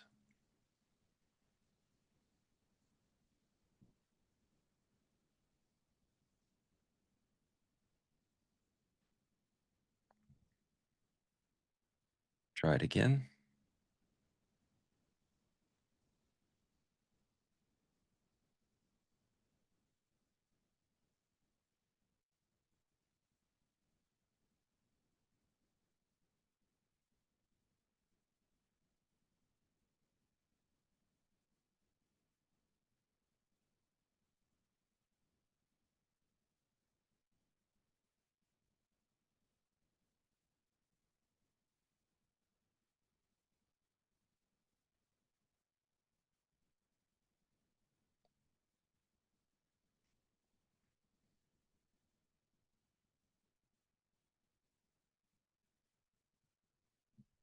Scratched it out. Again, there's that. You can learn a lot from those two executions where we get in, the timing is correct in terms of just initially they try to do something, and then there's just a struggle, a pause. They're unable to kind of run the highs, and so we bail and we avoid what would be kind of full stop outs and whatnot. My average loser is nowhere even close to essentially 1R, how much I would tend to risk per trade, because I'm very often able to essentially scratch out of stuff before getting to that point. Caveat, warning for traders watching at home: scratching out of trades, especially very aggressively, is a very, very mentally challenging thing to do, because you're emotional and you get concerned when price isn't just doing perfectly what you want.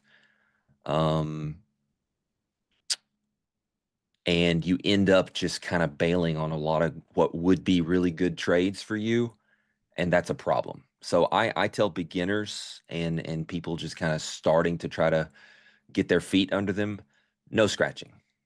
When you make the decision to put the trade on, you stick with it. Earn the right to start scratching. Get out your journal and start noting exactly when and where you would like to scratch a trade, and then start to track if that's a positive expectancy thing for you over time or not. Okay, so sellers not strong despite price drifting lower. So I'm still not totally opposed as we touch yesterday's kind of value area high here. Not opposed to kind of continuing to look to kind of get on board with the long.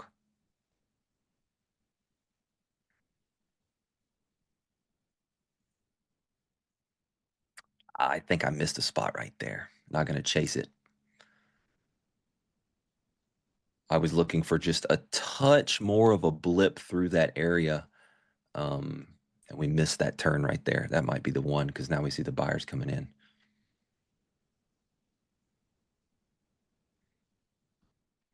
As I like to say, this ain't Pokemon. We can't catch them all.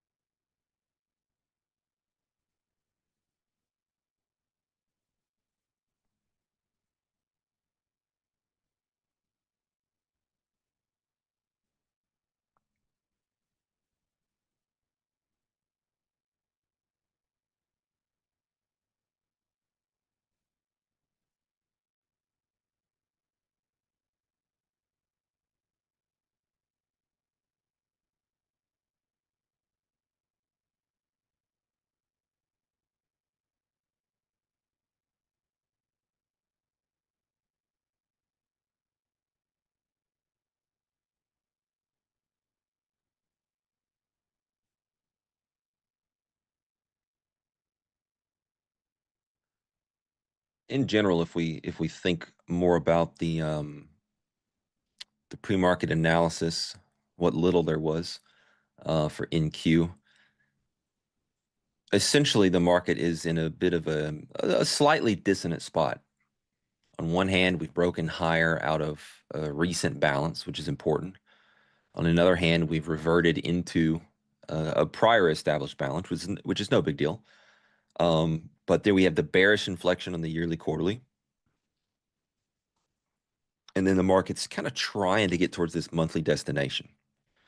So no NinjaTrader, it's not just as simple as the market could go up or down. It essentially kind of tongue-in-cheek, what I'm saying is worthless.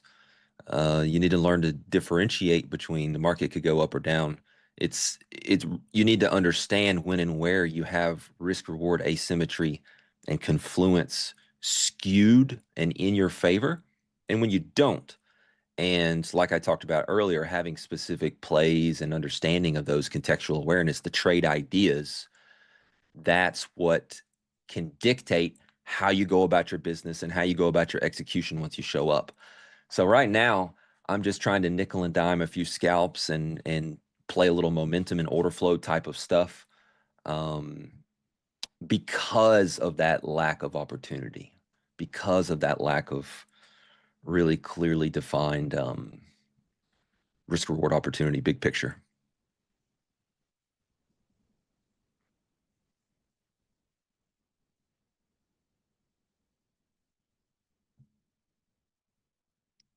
All right. Potential short opportunity. We'll have to be careful with it. It's a little aggressive. We'll see. This market is now rotational.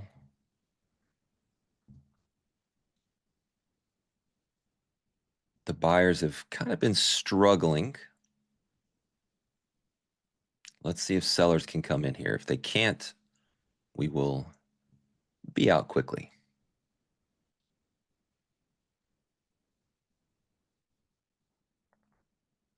No.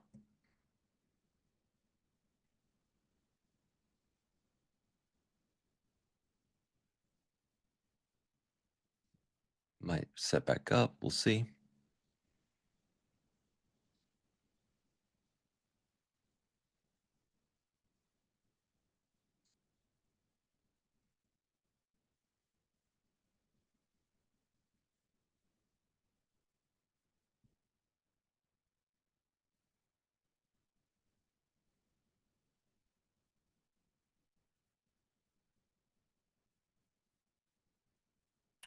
It might be unused real estate on my layout for you guys, but every one of these charts is very important and very critical for my eyes.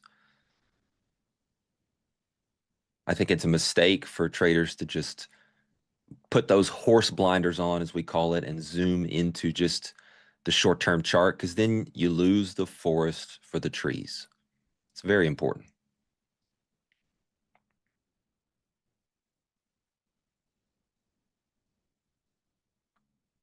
In hindsight, I don't love that short that I tried. We had a situation where we continued to hold delta neutral. There was a kind of a lack of selling.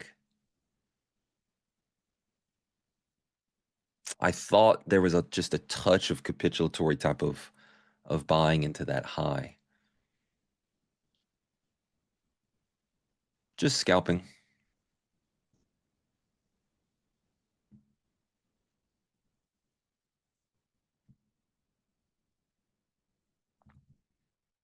We'll try it again here. Seeing some sellers.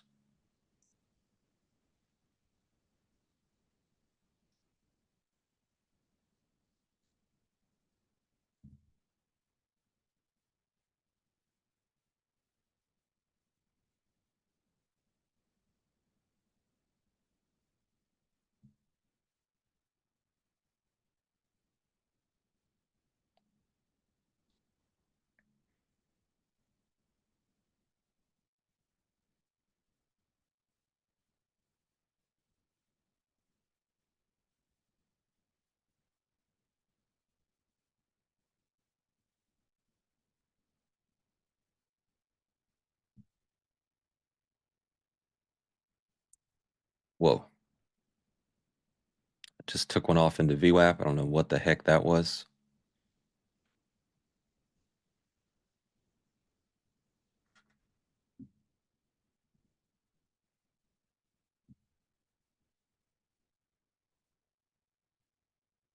Sometimes the news blips work in your favor.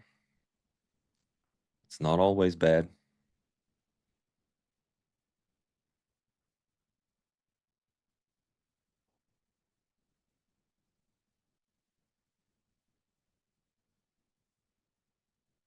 I thought rollover was done. What was that? I don't. That's funny.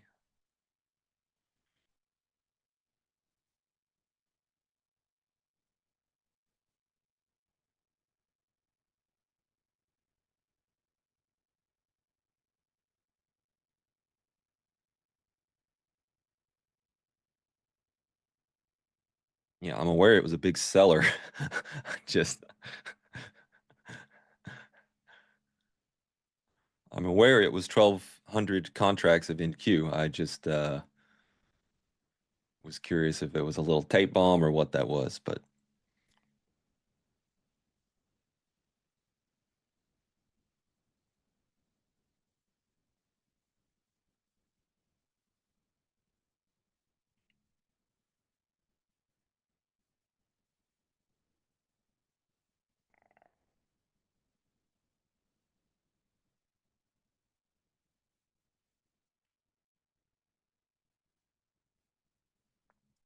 market is sandwiched right now, kind of in between the upper end of that upper structure we talked about from those old days into that kind of 435 level, and yesterday's value area high.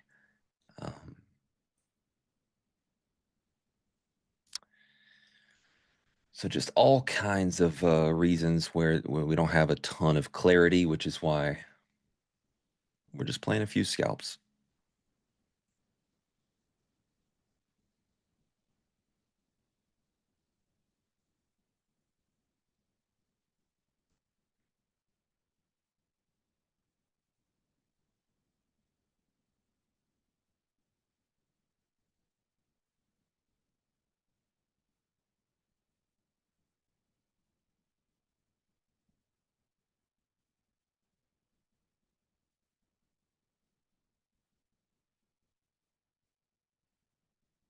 Now, I was interested if there was a tape bomb or something going on there, but my mind, just because I'm watching the chat here as well, I've already moved on from that. It doesn't matter.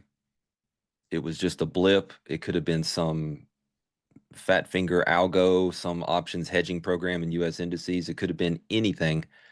So, and the bottom line is it doesn't matter. So I don't like the way this is behaving at all. So I'm just going to come out of it. No attachment to the trade. We got a nice scale out into VWAP on that drop. I had my hand on the hotkeys, so I was ready to react very quickly when that did happen. But a lot of times when those things show up, they drop and then retrace. Might get a reentry. We'll see.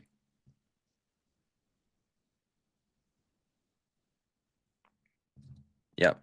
Let's pile back in here. A little downside momentum.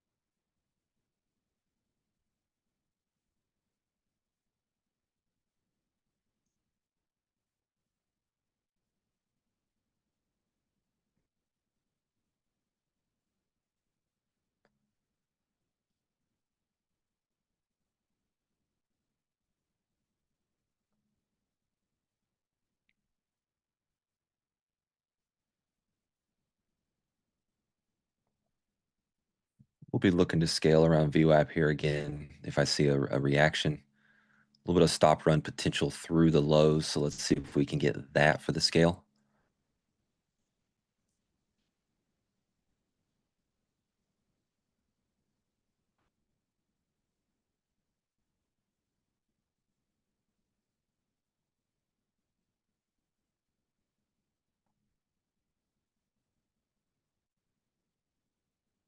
Boom.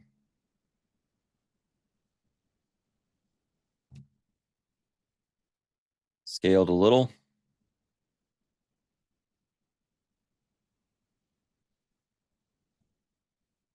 Scaled more.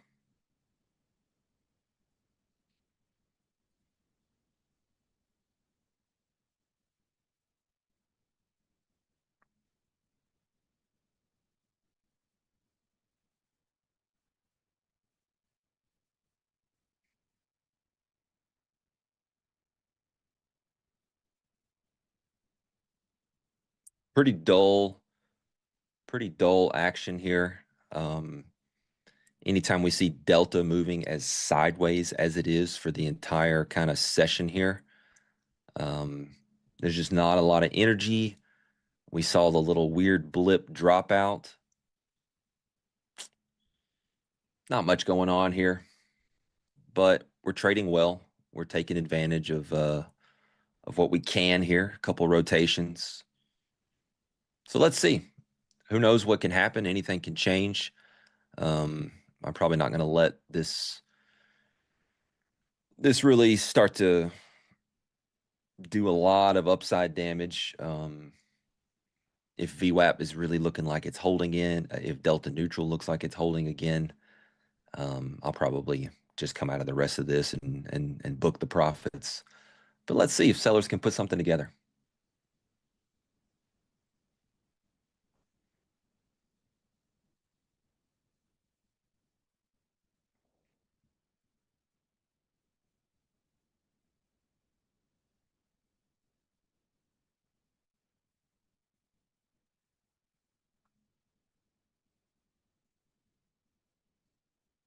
Market says, well, we ran the stops. What are we supposed to do now? We have no incentive to do anything.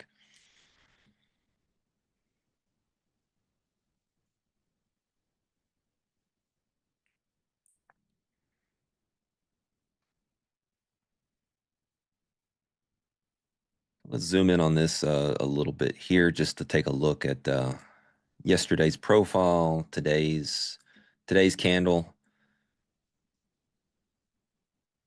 So we're kind of testing the upper edge of that. And probably going to close out of this.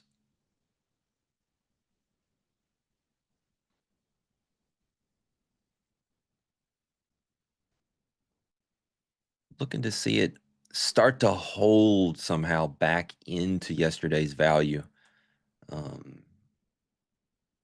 Buyers yet again responding from delta neutral on our cumulative delta.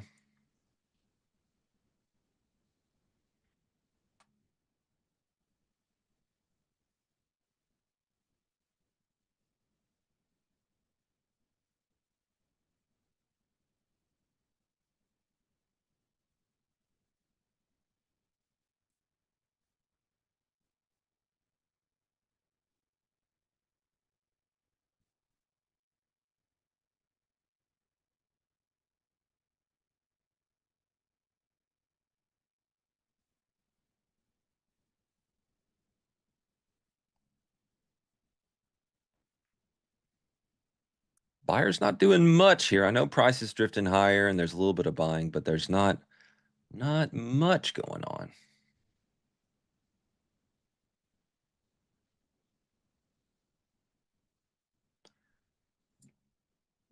We are flat. Good trade.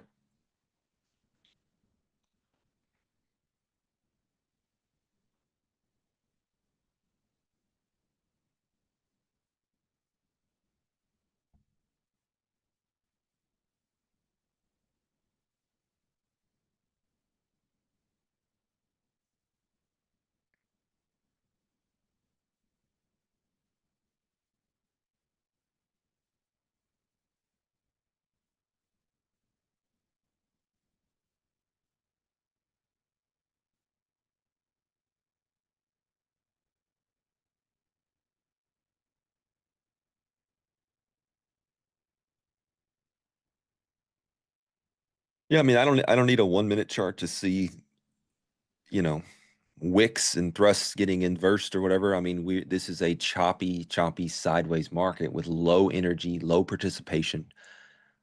So I'm fully aware, whether it's a volume chart or time based or whatever, of what's going on here.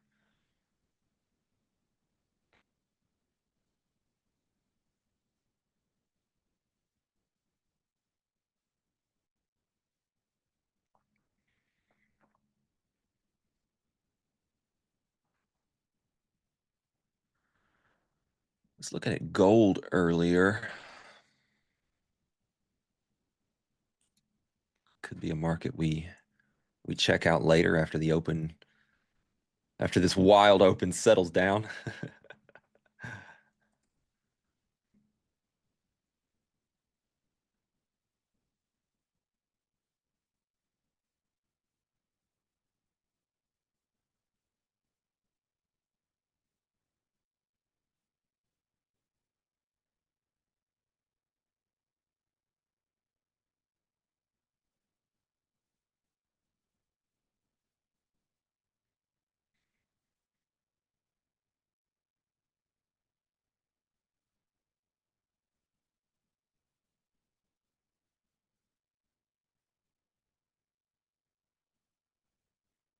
overall, one thing that's apparent to me is that this entire thing is looking flaggy.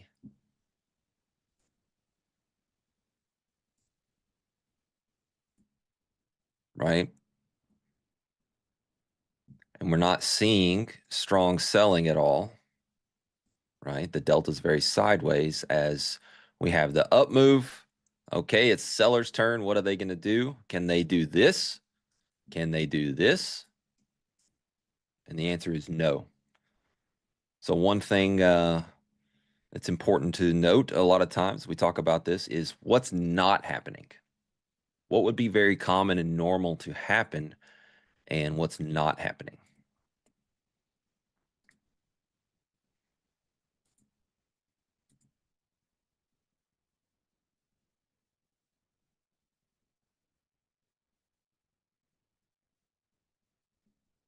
So I would not be surprised to see NASDAQ up into the 450s, 460s here shortly.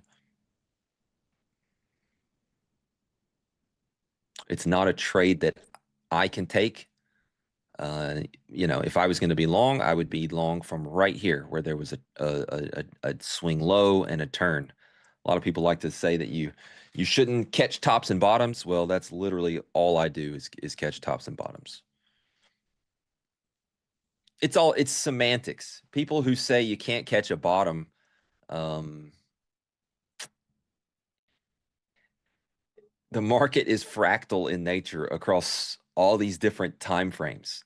If you take a trade that you think it's a trend play on one time frame, it's a mean reversion play on another time frame. It's silly to just label it as one thing and say, this doesn't work or that doesn't work.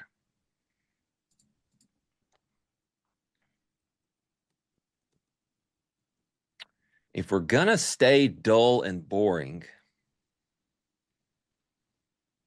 this is a spot for potential shorts, but man, there's just so much room to run those stops up through 450s, in my opinion. It's tough.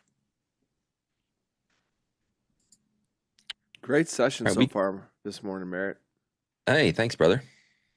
We'll zoom in a little bit here for you guys. Yeah. I was I was just going to mention that to you. Yeah, it looks good. Perfect. It was so funny talking about picking tops and bottoms. I mean, it's like, how hard it is to buy into every trend. I mean, of course, almost all my entries are coming in a mean reversion move. Like if I want to be long, I try to buy them when they're breaking. I don't want to buy them when they're That's rallying. right. The only That's time right. I'm buying when they're rallying is when, is when I'm adding. If I'm trying to press them. Or if I'm buying while that's not that something's easy to do. rallying, I'm picking a lower time frame bottom to manage my risk and right on a pullback. That's pullback trading. Exactly. You're picking a bottom on some time frame. There Exactly. may be a higher time frame trend established, but you know what I mean? So it's very tricky to throw out those type of like blanket trader advice, a lot of times for people, because it's complex, man. There's a lot going on here. Oh, it is. Well, we're going to break for a moment here. We've got data coming up. Let's go to Tracy, and then we'll be right back to you, Merritt. It's great that you're not in a Sounds position. good. Otherwise, we wouldn't have disrupted you. But no, man, that's great. Tracy. Let's do it. We've got two numbers coming out. So we've got existing home sales and consumer confidence. Hey. So what are we expecting here? All right. So we got new home sales expected is 680,000. Consumer confidence is expected at 94, which the prior was 98.3. So we are slipping, but we'll see what we have next. And then we have Richmond Fed Manufacturing Index, which is kind of a gauge of what the manufacturing sector looks like on the East Coast.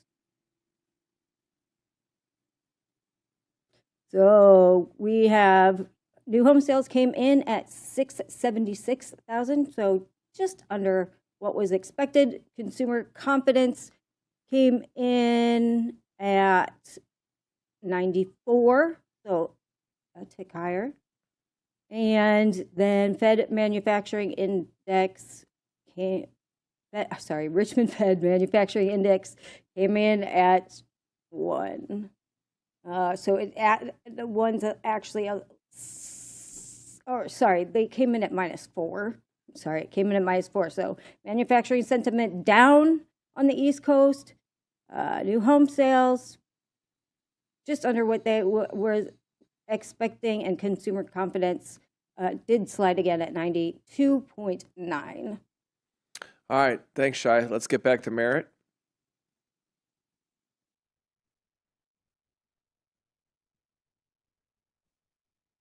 All right, so I've shorted here. Being a little cautious with this, will be pretty quick to bail on this if I don't like it. But we got that little up thrust, little stop run through those highs. We kind of been looking for something like that here today. I don't know if you've noticed, but we ran those, up into almost 450s, 440s, 450s, and little momentum shift here. Let's see if we can find some sellers. Who knows? I have no clue. Maybe Deli knows.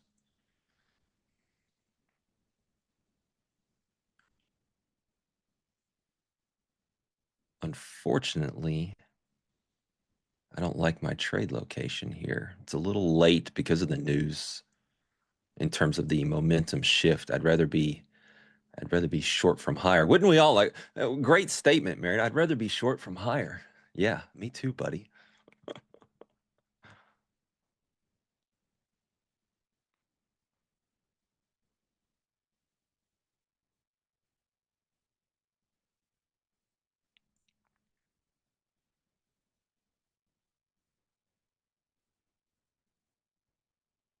We need some violence. We need some people getting upset here.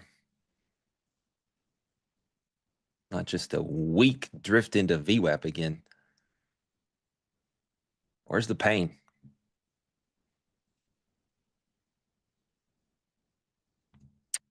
I'm going to come out of some. A little bit of a compromised trade location, like I said. So if you can't tell, I was annoyed right there. So sometimes I get annoyed when the market makes me scale out of something I don't want to scale out of. I'm going to come out of some for small profit. That sucks. All right. Poke through VWAP.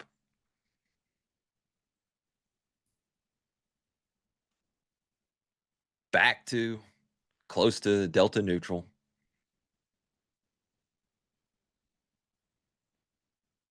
We are in B period here. So let's see if B period can run some stops of A period, which puts us moving down into that balance area from yesterday that we keep talking about.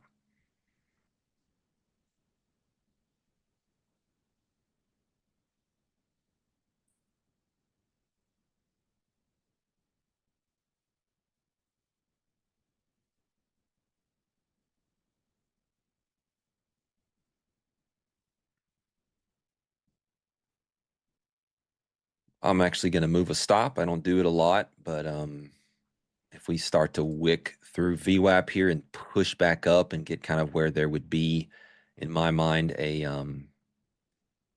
momentum shift, right? If we were able to kind of get higher than this, so up into here is where I want to be out of that trade if we're going to hold this VWAP level and push up.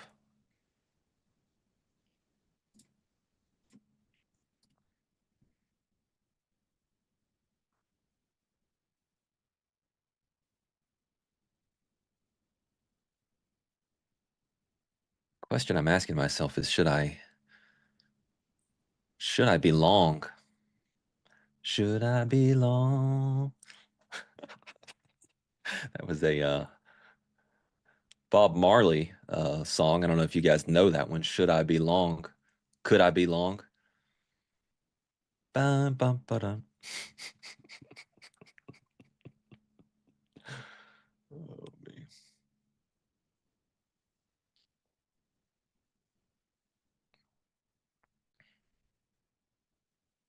Saturday morning, big speakers blasting throughout the house, vibrating the walls to some Bob Marley, kids running around dancing silly to it. It's a good time, guys. All right, so we came out of the rest of that short position there.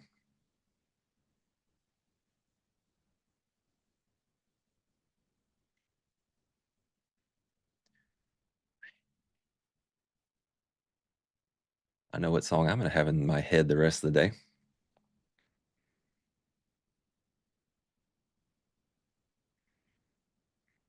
Yeah, full tilt. I just referenced the developing TPO. I was just talking about potential for B period to come down and run those stops through the A period low. And unfortunately, a lot of my trades today have been against this test of yesterday's balance, which goes against a lot of the principles that I teach, if you will. We can't have every trade perfect on every time frame. We have to rank and distill information with this strategy as complex as NADRO is.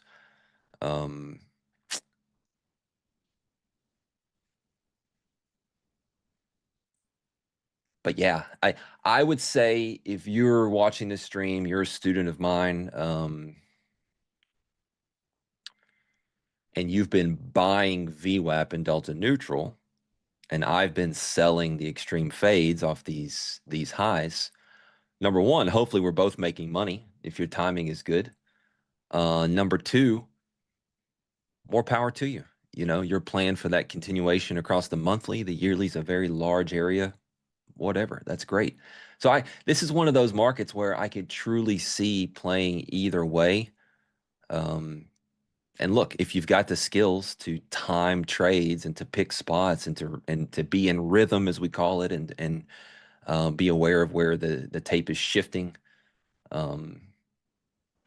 you can get the job done either way.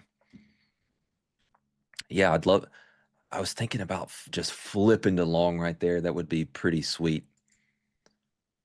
I have a history of doing damage to myself and my trading account by stopping and reversing is what I call it.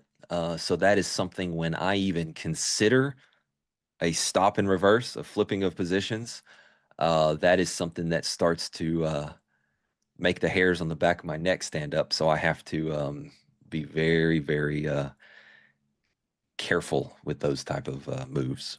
It's not something you'll see me do very often. And it's not because I'm married to a trade idea. I think, look, if you listen to Crudele, if you listen to Pax, if you listen to any of these traders with history, let's call it, another word for that would be scar tissue. They have these things that they're adamant about, right? And it's because it's personal to them. It's because that they have gone through things and they have developed new belief systems that actually keep them safe. That's why they're so passionate about it. That's why they repeat it. That's why you know, those things. It's because they have endured pain and they have developed new ways of thinking and believing so that they can avoid that pain and damage to the trading account, of course. Oh, that's some weak buying. Should we do it again? This is like, I've got to be self-aware right here and check myself. I think I'm on the stream here. I'm interested in trading. I'm capable of kind of short-term scalping. This is a garbage session, and I probably need to pump the brakes a little bit. We're up on the session. Hey, you're up money on a session like this. That's as good as a home run trade, because this is the kind of session where many are down.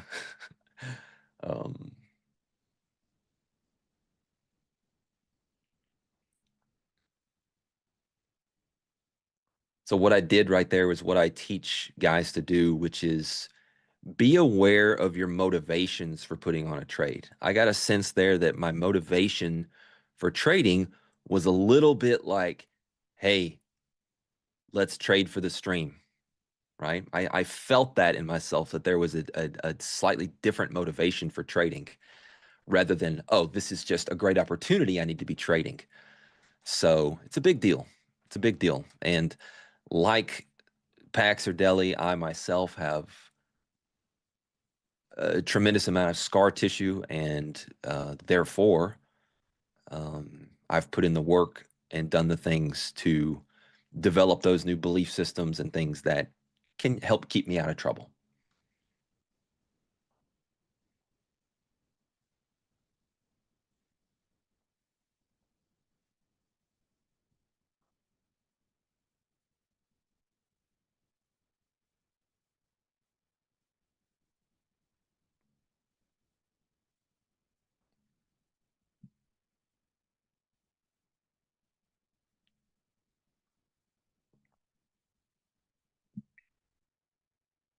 So if we were trying to be on our very best behavior here, put on our very best trader caps,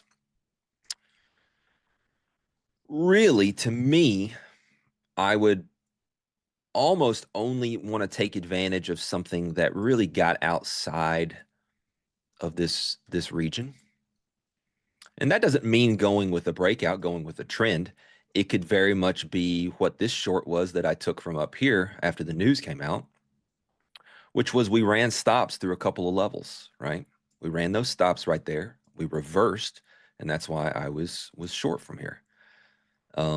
There's been no such stop run since. We've been entirely, if we go from this leg to this leg, well, everything since has been inside of that. There's been nothing that's changed. One of the biggest, Jay, I am working with NinjaTrader as we speak to help develop a really nice TPO indicator that's going to be available and whatnot. So I actually have built a good bit of it and helped work with the team to get that going. So that was part of what I wanted with this partnership with Ninja, was for my students, my NADRO folks, my scalper folks, to have all the tools that they need to do what we do at Apteros. And so we're almost complete with that.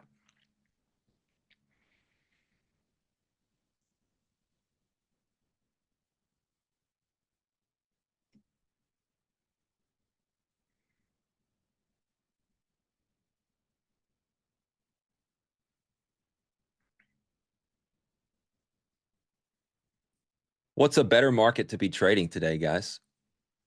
Any of my students here and focused elsewhere outside of U.S. indices?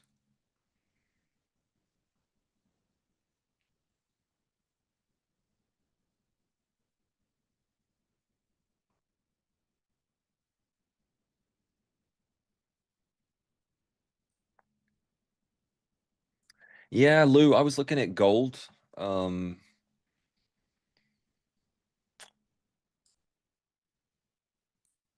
Gold's at an interesting spot where it could come to the, in my opinion, we're at some support. But on some of the time frames, we could pull back a little more, perhaps, to find out if we're going higher. Similar to the the inverse of what Nasdaq is at right now. We've pulled back to find out if we're going lower. We've gone up to find sellers.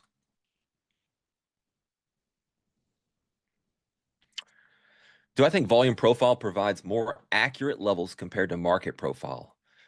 It's kind of a loaded question. On one sense, I would say yes. I think volume profile is much more granular, but that's not always a good thing. One of the beauties, I've said this for years, one of the beauties of market profile is the fact that it actually simplifies information. A lot of times that's a good thing for traders. We don't need everything more granular, everything more complex. Sometimes we need a view that simplifies information and gives us the most important thing. So for me, when I look at this volume profile here, I'm truly looking at just where are the edges of this overall distribution and where is today trading relative to those, right? And so far, as I kept mentioning, we're unable to hold inside there. Every time we touch and test it, it's confluent with VWAP. We keep kind of rejecting it, right? So far today, it's a bullish tone that on these timeframes that we're discussing, that so far we have been unable to hold inside yesterday's value. That's a big deal. So bullish lean at this point, and one of the reasons why earlier when I was contemplating should I short here, and I went into that kind of self-aware moment, I don't really love to short like I did early. We had several chances. Again, let's go back to what's not happening. We had several chances to break down and get into value, and we've been unable to do so. We've been unable to trade through VWAP. We've been unable to trade through delta neutral. It's doesn't look good for shorts right now.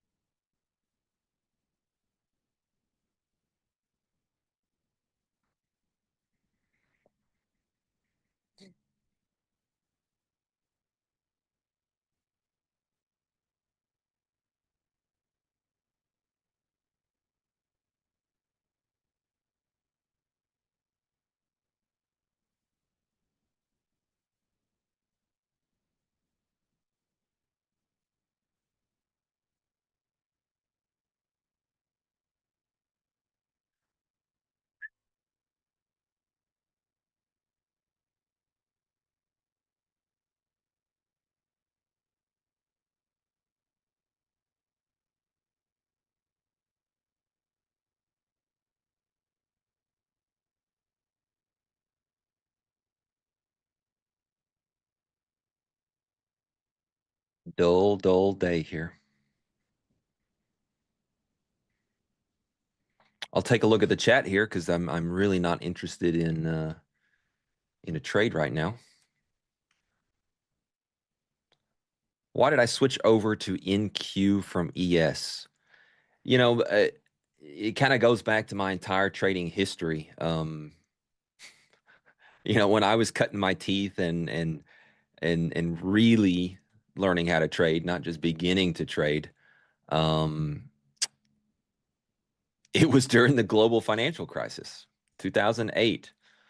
So volatility was high, and I kind of grew to like that. That was like an environment, you know, you don't know any different. I had been trading for a handful of years as I graduated high school and stuff.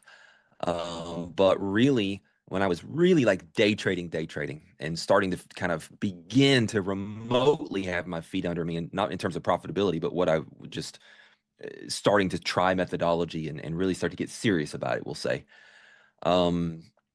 It was 2008. Things were absolutely nuts. Nuts. The volatility we've seen recently, it pales in comparison to what was going on there at times. You know, only like early 2020 when COVID hit was a similar type of market craziness.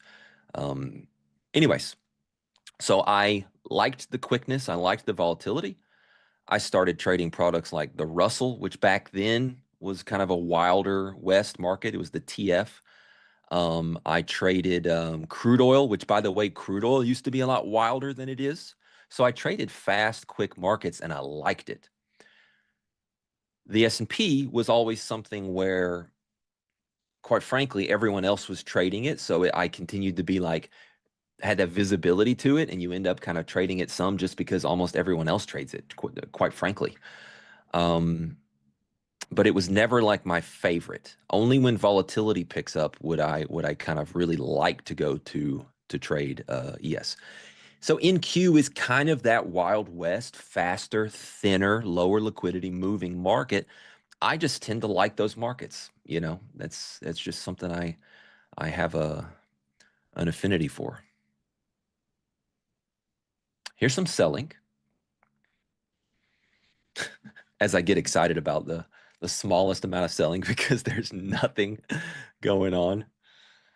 So Yeah, I want to go fast.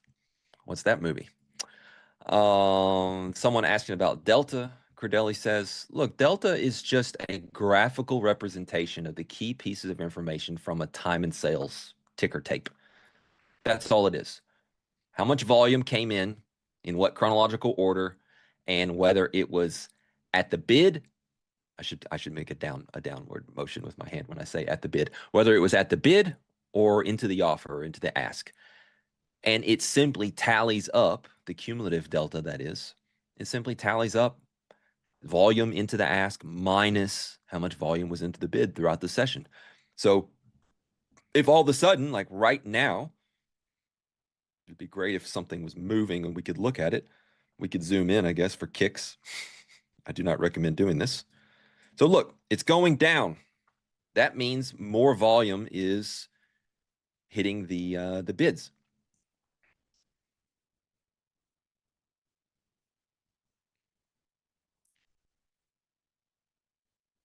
Okay, we just saw some buying coming in. Doesn't really matter what happened in price, because there can be a lot of different things that happen in price. But because this candle here on this lower pane started to go higher, that means there was more buying in lifting offers, hitting the ask there. Yikes, what a session, guys.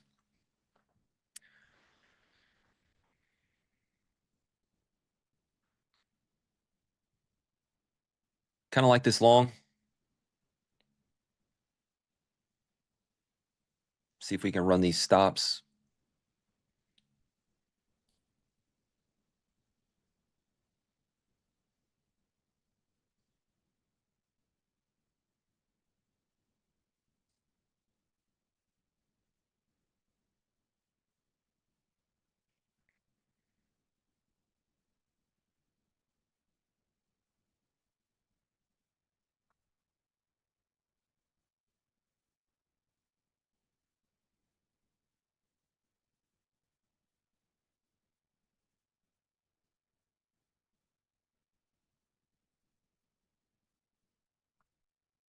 Not going to give this trade much of a leash.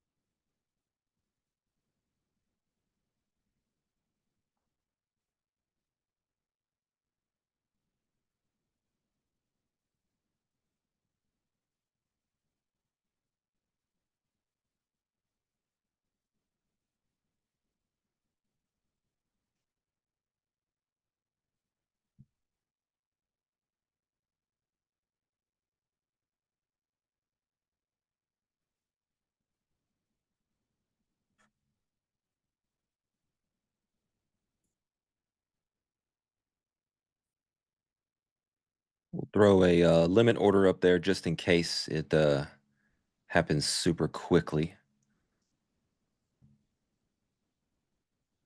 Yeah, the buyers just can't put anything together here.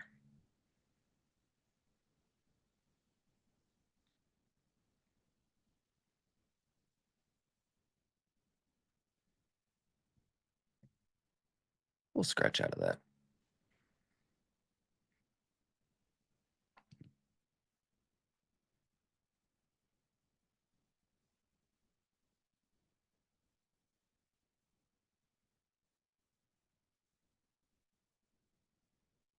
The stop that you guys see on my chart is just an emergency stop. Unless one of those huge blips happens that I'm on the wrong side of, those stops will never be hit. It's just for emergencies. Someone asking about negative risk reward. No. I'm a low win percent trader, high risk reward trader.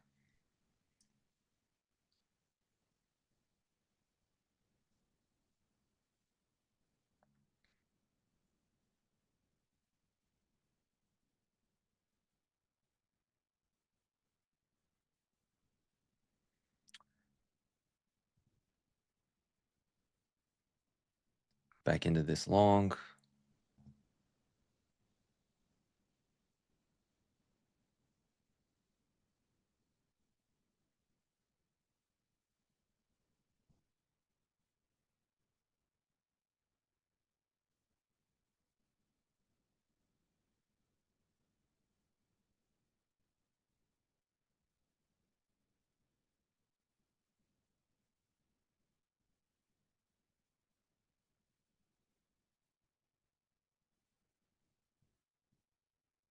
No, sir.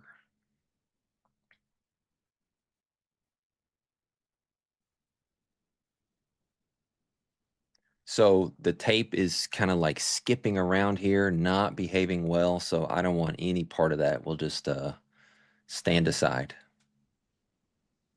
We see a lot of bar to bar overlap here.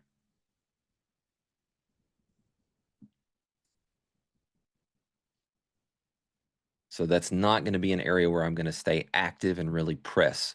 Do I think that we're running stops up into this area? Yeah, I do. But the market is not it's not trading cleanly. It's not something that I can participate in and kind of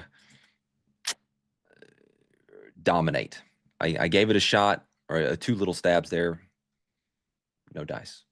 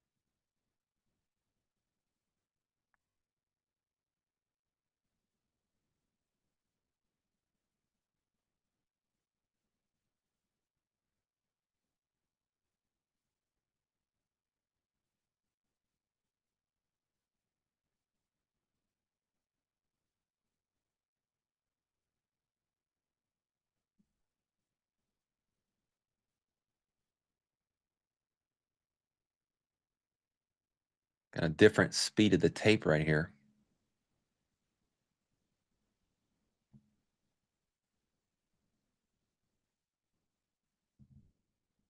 Let's try it once more.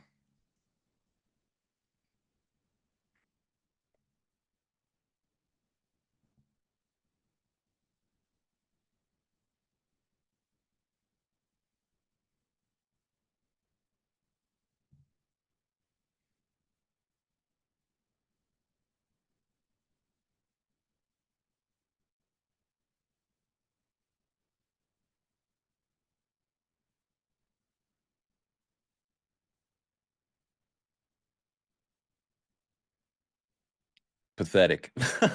This thing sucks.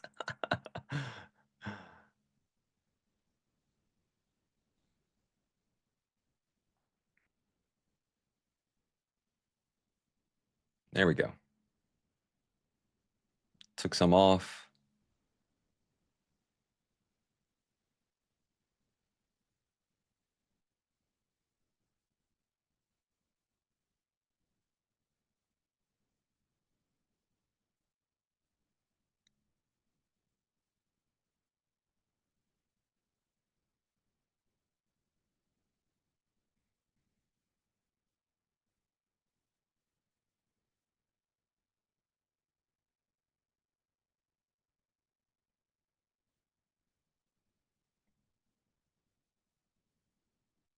Stalling, stalling, stalling. Who's going to win this little battle?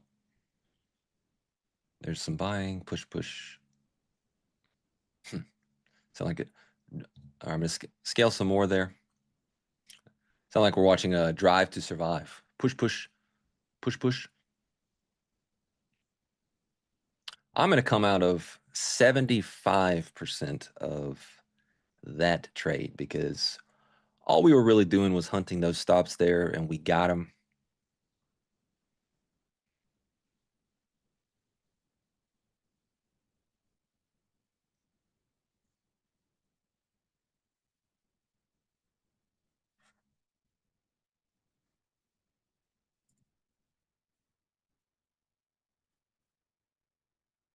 So again, I'm just going to look for essentially continued momentum. Can we get a little lucky, get some type of price expansion here? I'm sorry, everyone, you're going to have to deal with it, but I gotta do my job here. So I can't trade with charts scrunched up. So I need to see this, what's going on.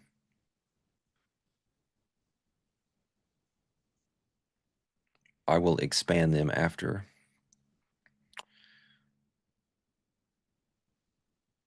So yeah, I mean, this market sucks. There's nothing to do.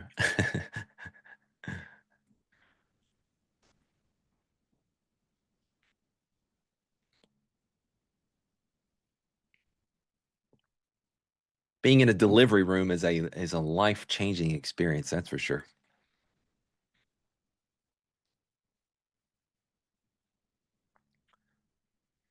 There's nothing magic about 1500 volume, guys, whatsoever.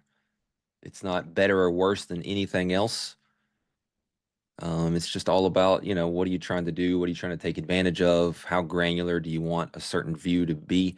Every chart on your screen, as we get trailed out of this position here, likely, every chart on your screen needs to have a job description.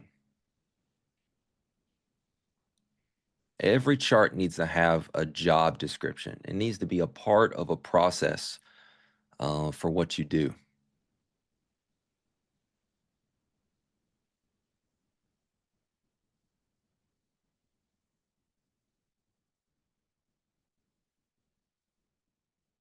How did I not get stopped or taken out? Here we go. What is going on? Oh, huh.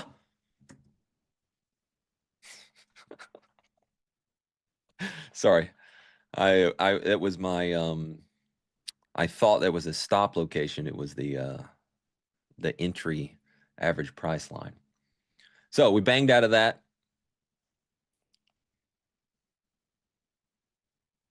Really nice job taking advantage of that stop. Took 2 paper cuts, I believe, to get it, and then we got it. No dice on the runner, which did you think I was expecting that runner to work? No.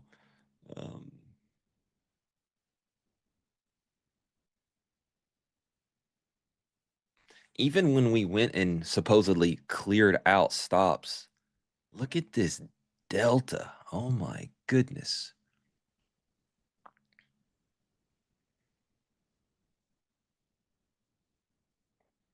This volume is relatively lower than some of what we saw during rollover, during times today. It's nuts.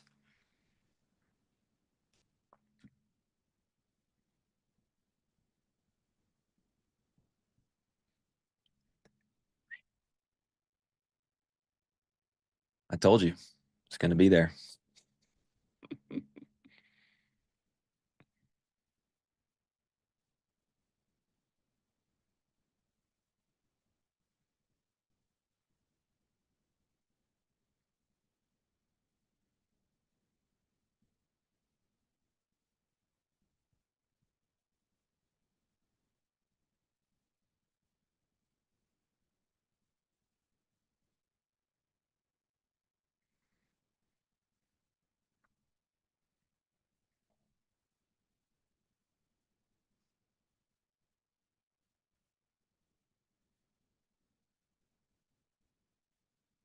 If this was a better moving market, I might look for longs here, but no.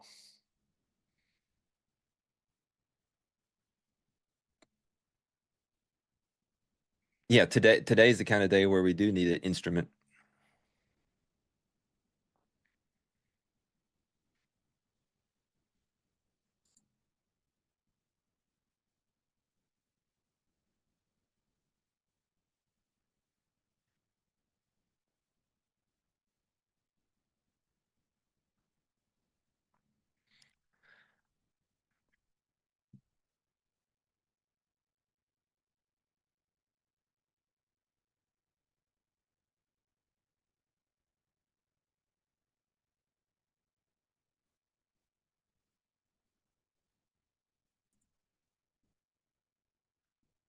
Let's turn on order fills and take a look at what we've done.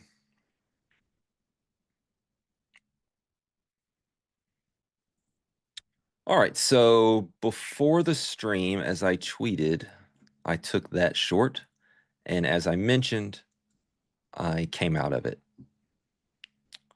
Then we picked off this bottom here, started the work, and scratched it, tried a reentry, quick scratch, tried a short and got stopped, got back into the short, had the blip down into VWAP where we took profits, and then almost top ticked on the scratch, but then we re-entered and took profits a couple times down into here and then scratched the rest. Then we waited for the news to come out, banged into the short, took profits,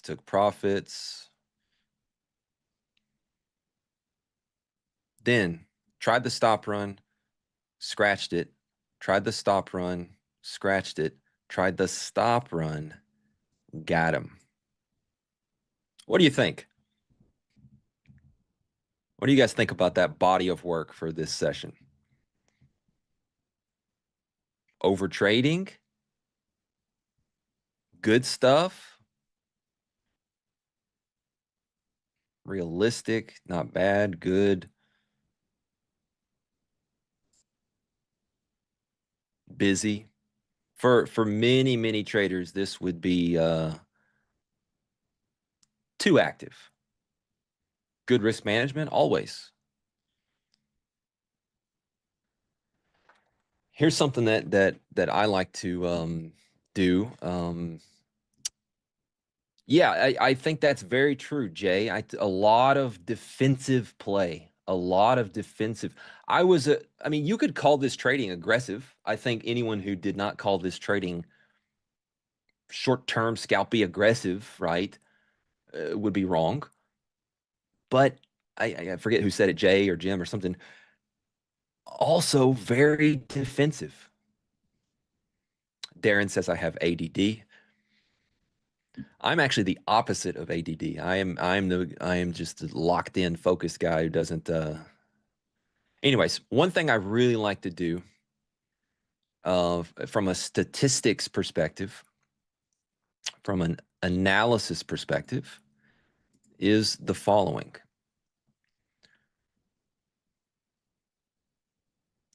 How much did markets, when I trade, go in my favor versus how much did they go against me, right?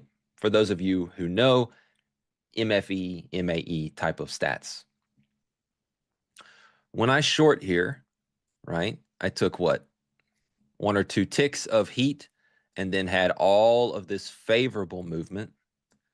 And then I took no more heat because I came out, right? So if we think of the risk reward landscape, here's 0, right? Well, I took this much heat. Somebody was asking if I had a negative risk reward to make or to have this much favorable excursion.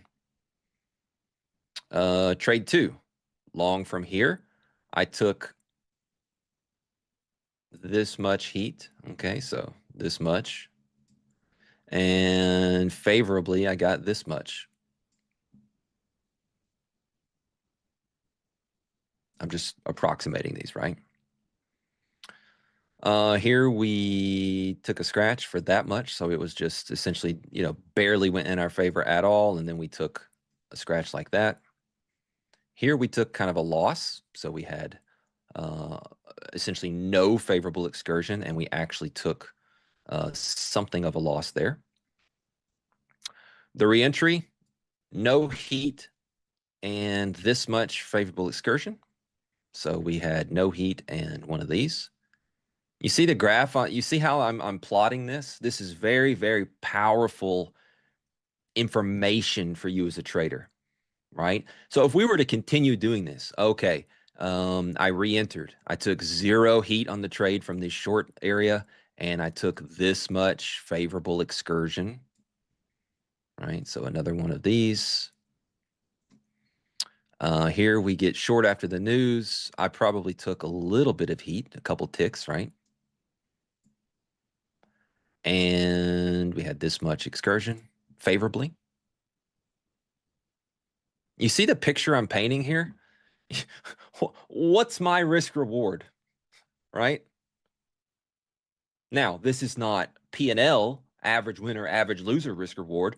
This is max favorable excursion versus max adverse excursion while I have risk on.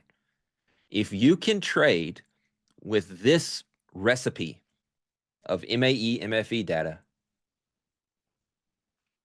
it's good stuff.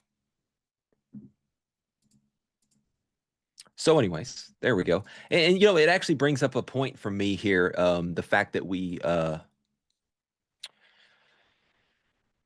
were doing something other than trading right then. There's always something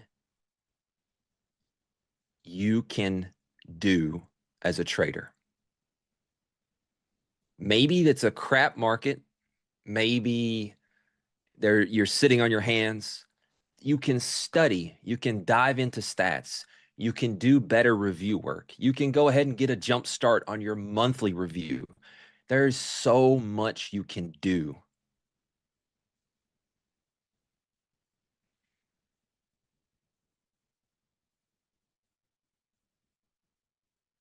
I had a guy, we kind of have a side project we're kind of working on, a tech project for Apteros. And I watched this tech-related YouTube video one morning, and I told him that I'd watched it while I was kind of trading.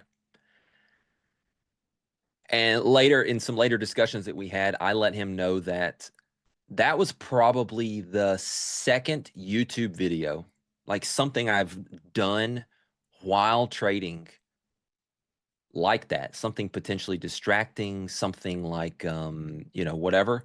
It's probably the second time I've done that during my morning trading session in a decade, in 10 years. So no ADD here. We're locked in.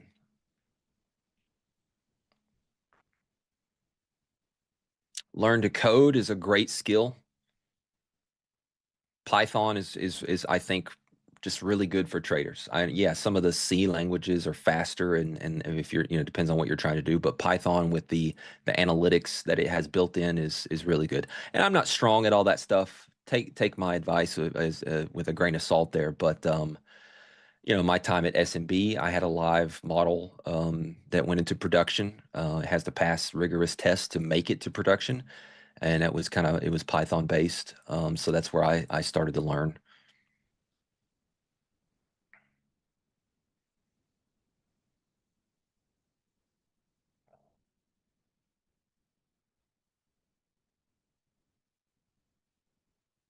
So yeah, we were saying earlier, if this was a higher energy market, we could have gotten that long. Would have been a good one, huh? But that's just, you know, trust me, I get it. That's woulda, coulda, shoulda kind of stuff. I'm not actually saying really anything meaningful there. I just was pointing out that we had talked about that if it was a better market. That's really what I was getting a sense of here. You know, if we look at this from an auction market theory perspective, we kind of establish this balance, right? And then what happens? Something changes. Look at what I'd done. Short, short, short, short, short, and then something changes. The sellers were weak. And what do I start doing? Long, long, long. Something changed here. What didn't happen? We couldn't traverse that range. There was this big wick into it. We couldn't traverse the range. We couldn't get into this prior balance that we keep talking about. And so that's why you see me go from what I think was exclusively shorts, right? It was all shorts, to 3 longs. So really, those of you who were getting long from this zone down in here today, that was really real nice, Clark.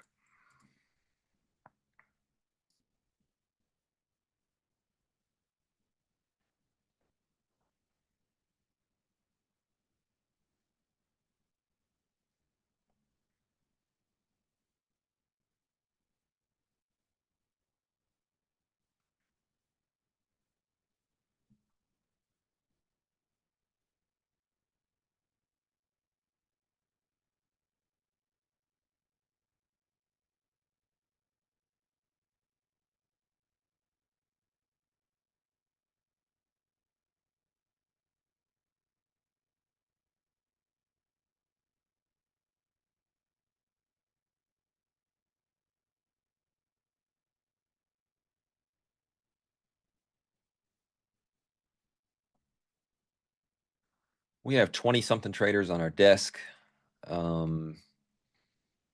Yes, passing our evaluation does mean you become a trader on our desk as long as you as long as the broker will open up a sub account in your name. You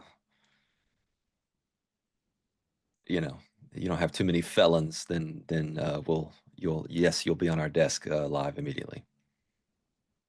What's stopping traders made it in but fail shortly after?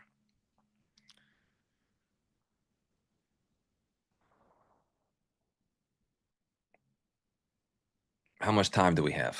I mean, the topic of why traders don't make it is a 5-part webinar series. Not putting in the work outside of trading, I think, is one of the big ones. Not being serious, not being professional about your risk is another killer. Not being able to adopt some of the mental frameworks that we teach with NADRO and scalping and the coursework that I've put out into the world, not being able to adopt those, like I talked about, the mindsets, the belief systems, those kind of things that are required, I think, to have any longevity at this game. You're constantly chasing P&L. Winning for you each day, if you show up and winning means green on the day, you are not going to make it. Listen to me. If winning for you is making money, you will not win. So what do, Merritt? You have to redefine what it means to win. You have to show up each day with a total mindset shift as to what it means to win the day. And when you lay your head down on the pillow at night, in your heart of hearts, you need to know and feel good or bad about yourself and your trading based on that different definition of winning. So what do we do on the desk? What do I do with my students? We have process goals, and we're looking to get incrementally better each day. And when we do our pre-market prep, we want to focus on those. When we're journaling throughout the session, we want to focus on that. When we do our review work at the end of the session, we want to focus on that. The first thing, so my traders on the desk, we have a template for review that they use and they fill out, and they can add more to it, but there are certain mandatory things to fill out. The very first thing at the top of our daily review is, how did I perform today solely as it relates to my process goal? First and foremost, how did I do today? Did I win the day? Did I get better at what I set out to get better at today? I have a student right now who has a process goal of not scratching any trades. Scratching has been kind of harmful to their trading. So we set a rule, no scratching. And I want you to, for every single day, if you had 5 trades that day, I want you to score it. How many of those did you scratch? So if you scratched 1 out of the 5, you got an 80% success rate for the day. I want you to track that for the entire week, and then let's circle up next week and let's take a look at your success rate. Because the prior week, he had about a 50% success rate, and I let him know, buddy, it's not good enough. You got to try harder. You got to work harder. I like the incremental improvement, but you got to get better at something that's within your control, right? We're not saying, hey, you didn't make money, you should have made money. No, we're saying you said I'm not going to scratch out of trades. So let's see you do that, and let's hold you accountable to it, and let's track your success or failure and redefine what it means to win every day based on your attempts to do that thing. I'll step off the soapbox now, but thanks for the question. Really good stuff. It's important.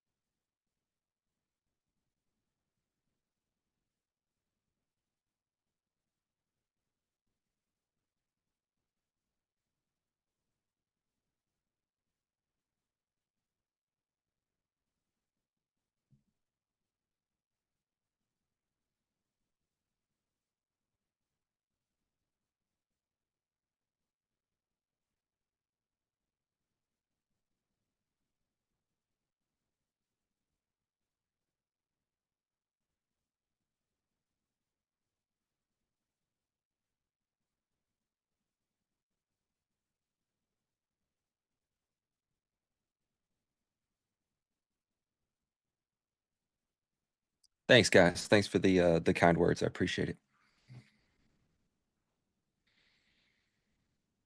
Now come trade for us. Come trade for us. Be accountable. Be held accountable. I said it last week. I'll say it again this week. You know, there's almost one reason. There's one main reason to trade prop, and it's not what people think it is. It's not getting funding.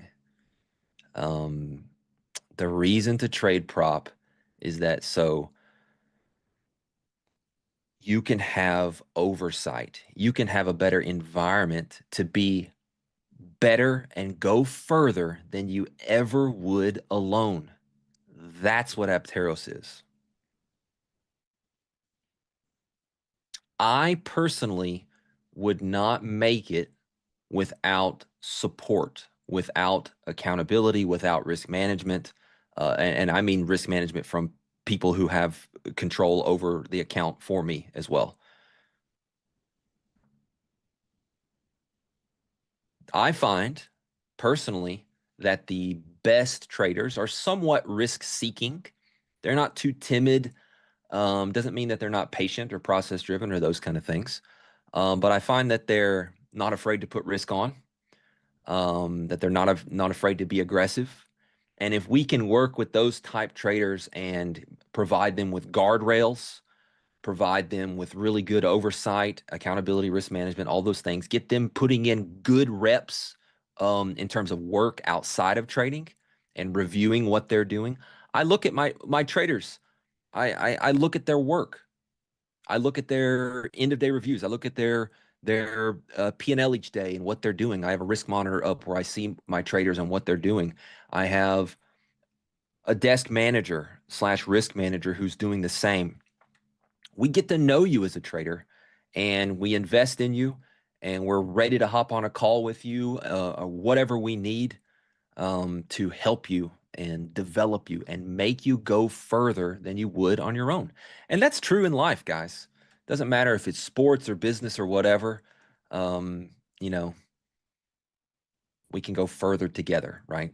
And I to kind of slightly pat myself on the back here or just tell you the reality of it, I have the experience and the know-how to do that with traders. And I'm just not some furu that like wants to make money off of affiliate links or something. I actually truly, in every fiber of my being, love working with traders. And I love my trading kind of first and foremost, quite frankly. And I also love working with traders and helping traders to become their best. I truly love that. So anyway, sorry about all the non-market commentary, but there's nothing to do. Unless we would have gotten into that long, then we'd just be sitting in a potential runner there as well. That level that we talked about pre-market is up here. We could zoom in on this chart because I know it's hard for some of you to see.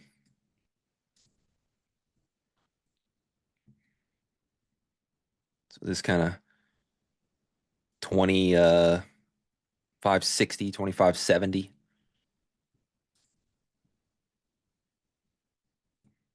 It's up here.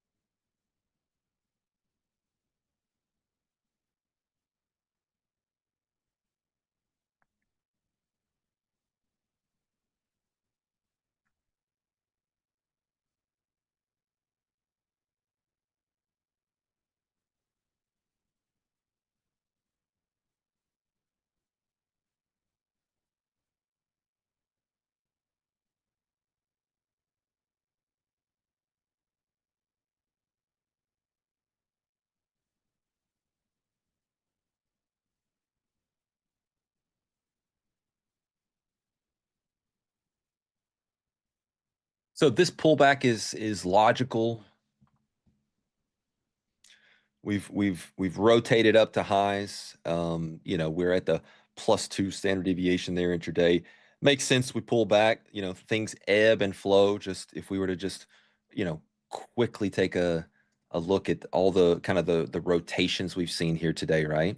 And this is a sideways one, and then we go here, here, here. Well, once you're up into this region, what do you expect, right? Do we just continue like this? Well, sometimes we do, but that's really, really rare. That's not the norm. So right now, all right, a super, super flat stall out in Delta. Nobody buying this thing up here. We see a little down rotation. Does that mean it's a tradable opportunity? No. But understanding kind of the rhythm of the market, that's the R in NADRO, NADRO. R is for rhythm.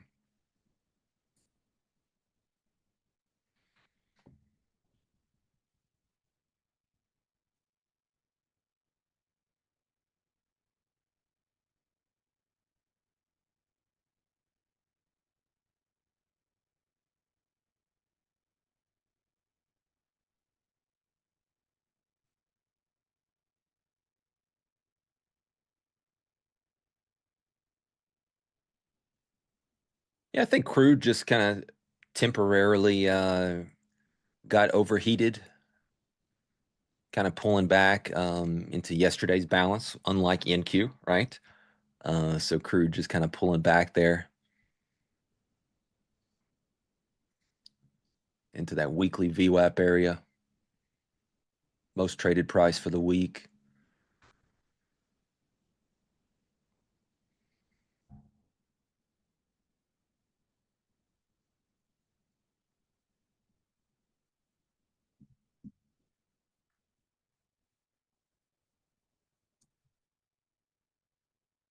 Merritt, how you doing, buddy? Hey, doing good. How are you, Jim? Pretty good. Great job today. We try. No, you did well. You did well for sure, man. I know it's tough to like trade in front of people, especially for so long. A lot of times at the beginning of a new kind of deal where you're streaming to a new audience or something, there's just a touch of butterflies. But then, even for example, today, this Tuesday versus last Tuesday, the first one, it already kind of just feels like normal. There to go. You're a natural, man. We're looking forward to it every single week.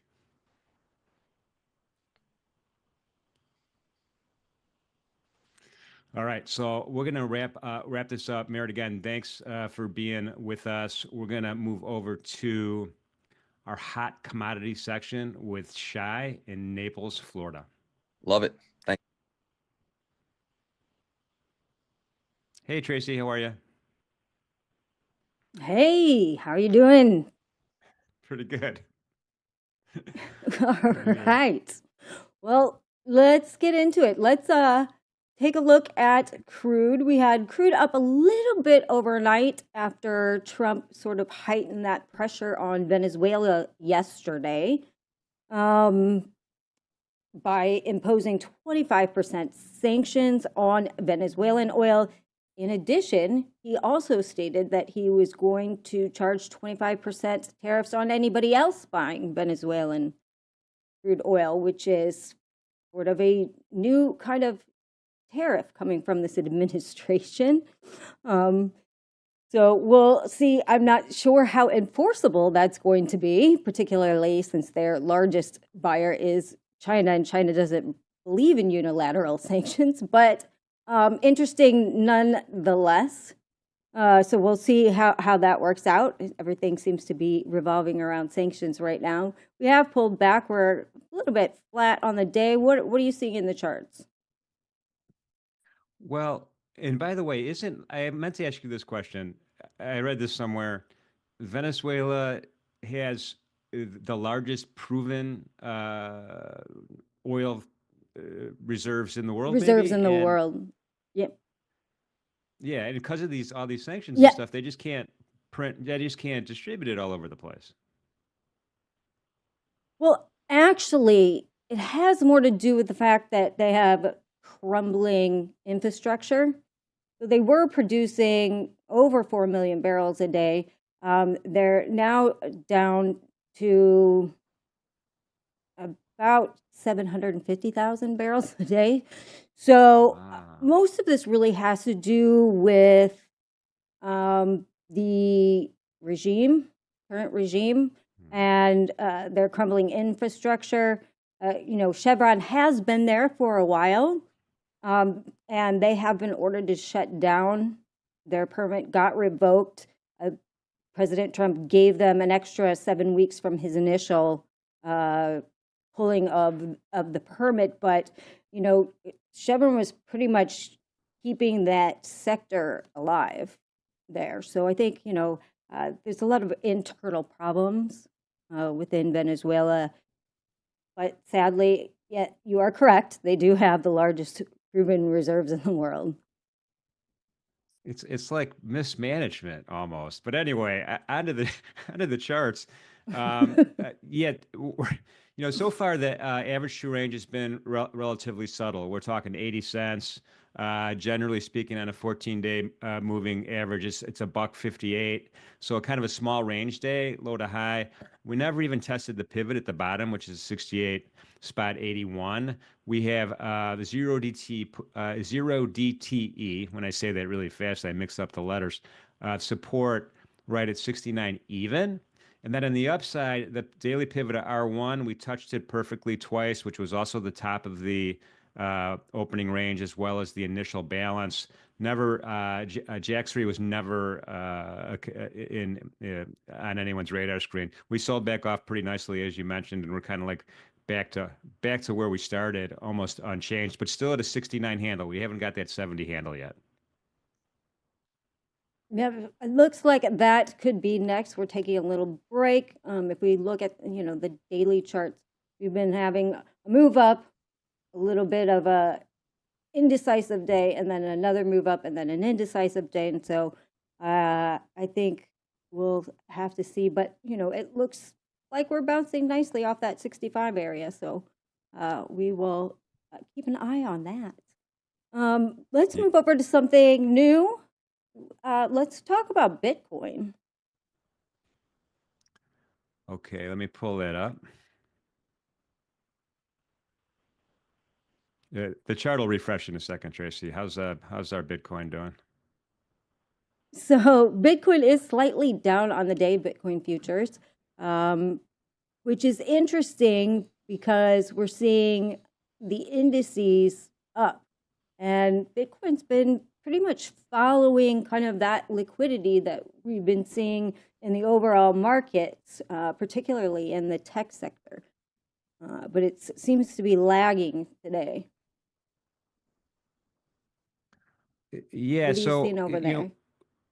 Ever since the lows we got, we had these lows in March 10th and 11th, and I drew a loosely fitting trend channel here. It's trending kind of nicely actually to the upside, and Bitcoin usually doesn't do this. Bitcoin usually is like every once in a while you'll have a sideways trend like we saw up here in February, but usually you get these big huge candles up and down and all over the place.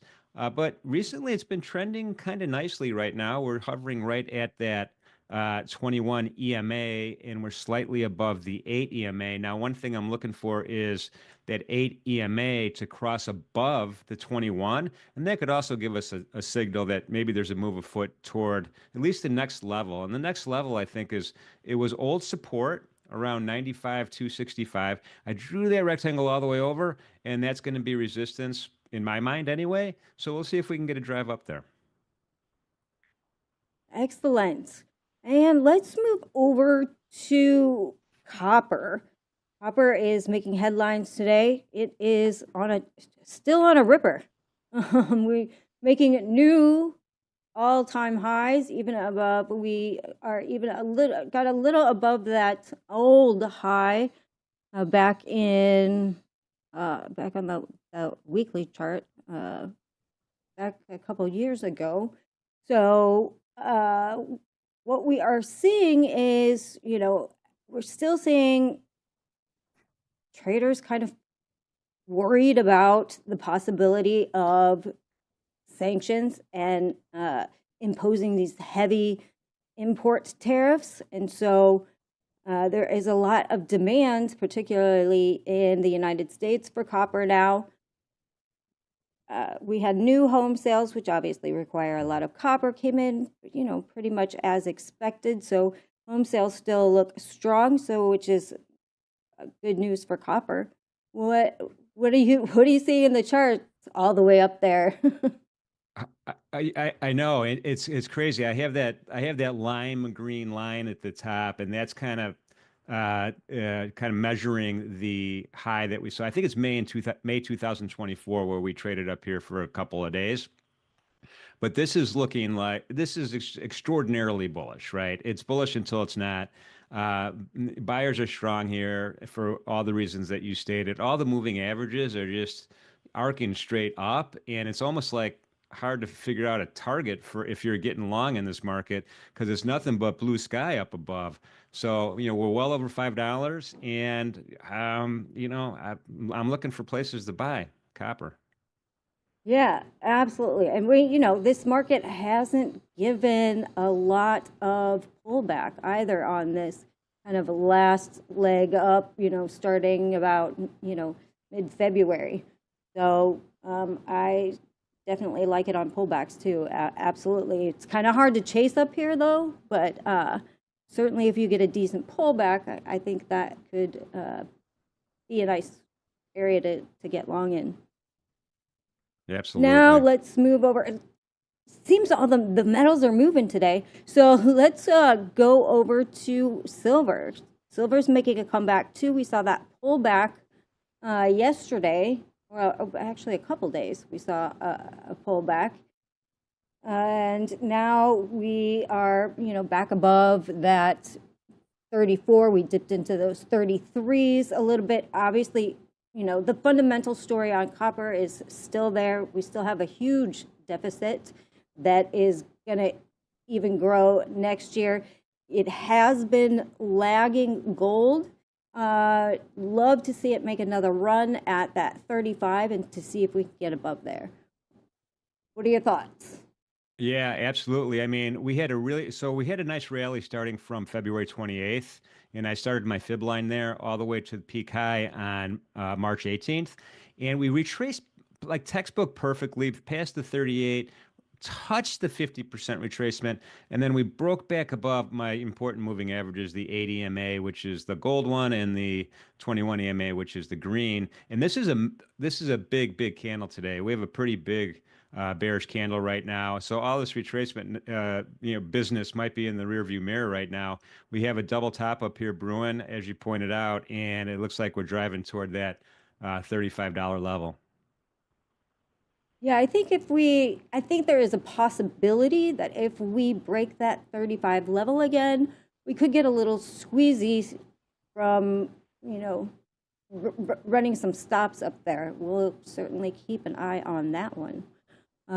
Let's move over to platinum. Platinum was looking awful for a few days, right? We had some big pullbacks, four down days, 5 down days. And now we're seeing kind of a green day, kind of right at that support level that you have marked out beautifully. Yeah, I mean, it's a nice double bottom here. We have a nice double bottom. We have like a V-shaped formation right now, at least up till yesterday. Nice kind of top here. Nice turnaround doji. I'm going to try to put my crosshair right next to it. When I see a kind of a small body candle at the top of a big move up with a big wick on top of it, my radar screen goes off and says, okay, this could be a turnaround doji. And turnaround doji you won't find in a textbook. I made it up. And a lot of times it does work, and sometimes it doesn't. But in this case, it certainly did. All the moving averages are all like a bowl of spaghetti right now. They're all wrapped around at the same 50% retracement level. And I was worried, Tracy, to be honest with you, because we closed below the 61.8% retracement, and usually significantly, and usually that's a sign of more downside. But not today. We have a big green equal and opposite candle brewing. So a lot of optimism in this market today. Kind of looks like it could be a tweezer bottoms, but we'll keep an eye on that for certain. I am a big platinum fan. I do think we eventually break out over those old highs at around 1100 at some point this year, provided that we don't fall into a worldwide recession that everybody's expecting. And we have some time left. Let's you wanna take a look at Ether? That's a new one. We haven't really taken a look at this market. Yeah, I'm gonna move over to an Ether chart real quick, but I have a million questions for you off script, and I'm just gonna throw one out. We've been reading. Reuters today is talking about, for the first time, this wasn't really on my radar screen until this morning's Reuters article about India and the tariff relationship in India, and now how there's kind of a move afoot to come to a deal, so to speak, before April 2nd. And I'm wondering how many of these metal markets and other markets are going to react to a positive kind of tariff deal from India. Well, I think they'll react well, considering, India is a very large buyer of particularly gold. It's inherent in their culture. But I really think the move to kind of get a tariff deal is because India buys LNG from the United States. And they're want to buy a lot more of it. So I think the tariff deal is really centered around more the energy sector with India.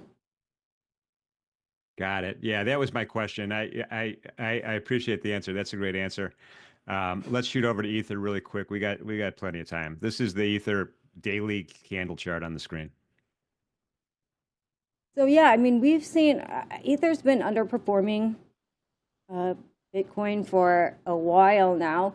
I don't know if it's fallen out of fashion, so to speak, because of Solana.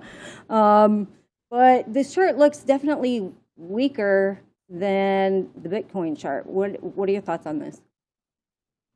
Yeah, it sure does. It's almost like we have these series of like little cups, break down a little cup, break down a little cup, little cup. The moving averages are all kind of going down right now, even though the RSI is at 42. We're pinching between the 8 EMA and the 21 EMA. Right now, I don't see anything on this chart that's telling me we're going to rally anytime soon. Yeah, we have that same kind of trend line. I haven't drawn it on this chart, but the same trend line that we saw on trend channel, I should say, that we saw in Bitcoin, but it's a little bit more subtle. So there might be some systematic behavior going on right here. But you're right, it's just way lagging the Bitcoin right now, and we'll see if it breaks out or not. Yeah, I mean, I think it's at this point, it kind of looks a little bear flaggy to me. So I think you're either going to need to break above this area and, move over it, or you could see another breakdown in this market. Yeah, no, I agree with you for sure. I agree with you for sure. I mean, never say it can't get any lower because it could. Right, right. All right. Awesome. Well, we will stay on top of those markets and we'll bring you hot commodities again tomorrow. So have a great rest of your afternoon, Jim. Thank you, Tracy. Same to you. We're going to go right into midday markets. We'll take a look at some markets, but we have a special surprise, maybe not a surprise since we've been tweeting about it and talking about it, but we have a special guest that's going to join me right now, and I'm going to bring him in. It's Leo from Order Flow Labs. You've seen Leo close the trade with him and his gang. Trade the close. It's my my dyslexia coming out on a regular basis with us here on NinjaTrader Live. Leo, how are you? I'm good. How are you? Pretty good. You know, yesterday I watched this documentary on a tornado that hit Joplin, Missouri. It was horrible, and I'm thinking, oh my God, I think Leo lives in Tornado Alley. Is Yep. that true? Yep.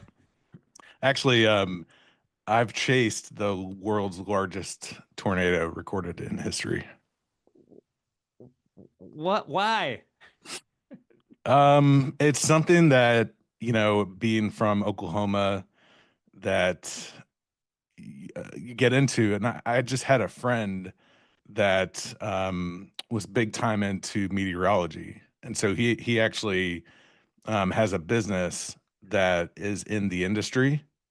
And so every spring he goes out and does, storm chasing. So he's more of a professional while there's a lot of amateurs out there. And so we would go every spring and I would just tag along with him. And you end up chasing, some good tornadoes, and sometimes you end up busting out and not catching anything. But this particular storm was the one that came through El Reno. I think it was in 2015, 2016. And it went from 1 mile wide to 2 miles wide in 60 seconds and took a north turn at the same time. So it was actually a pretty precarious storm, but definitely one record that kind of, it's kind of an interesting piece of information, I guess. So, all right, let's talk about this a little bit more. So, when you say chasing, right, what's the objective? You get in the car and you try to get as close to it as you can, and what's the objective? Yeah, I mean you want to position yourself. Tornadoes generally go from west to east, right?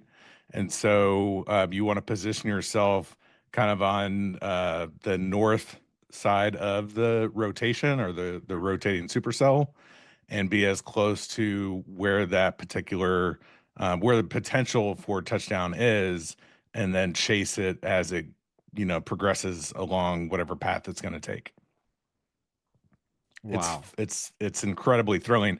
There are actually companies that they basically sell this as a service. So you can, get a 7-day package where you can come to Oklahoma or Kansas or whatever it might be, and they're out in the middle of nowhere in, vans, large vans, chasing tornadoes and storms during the storm season.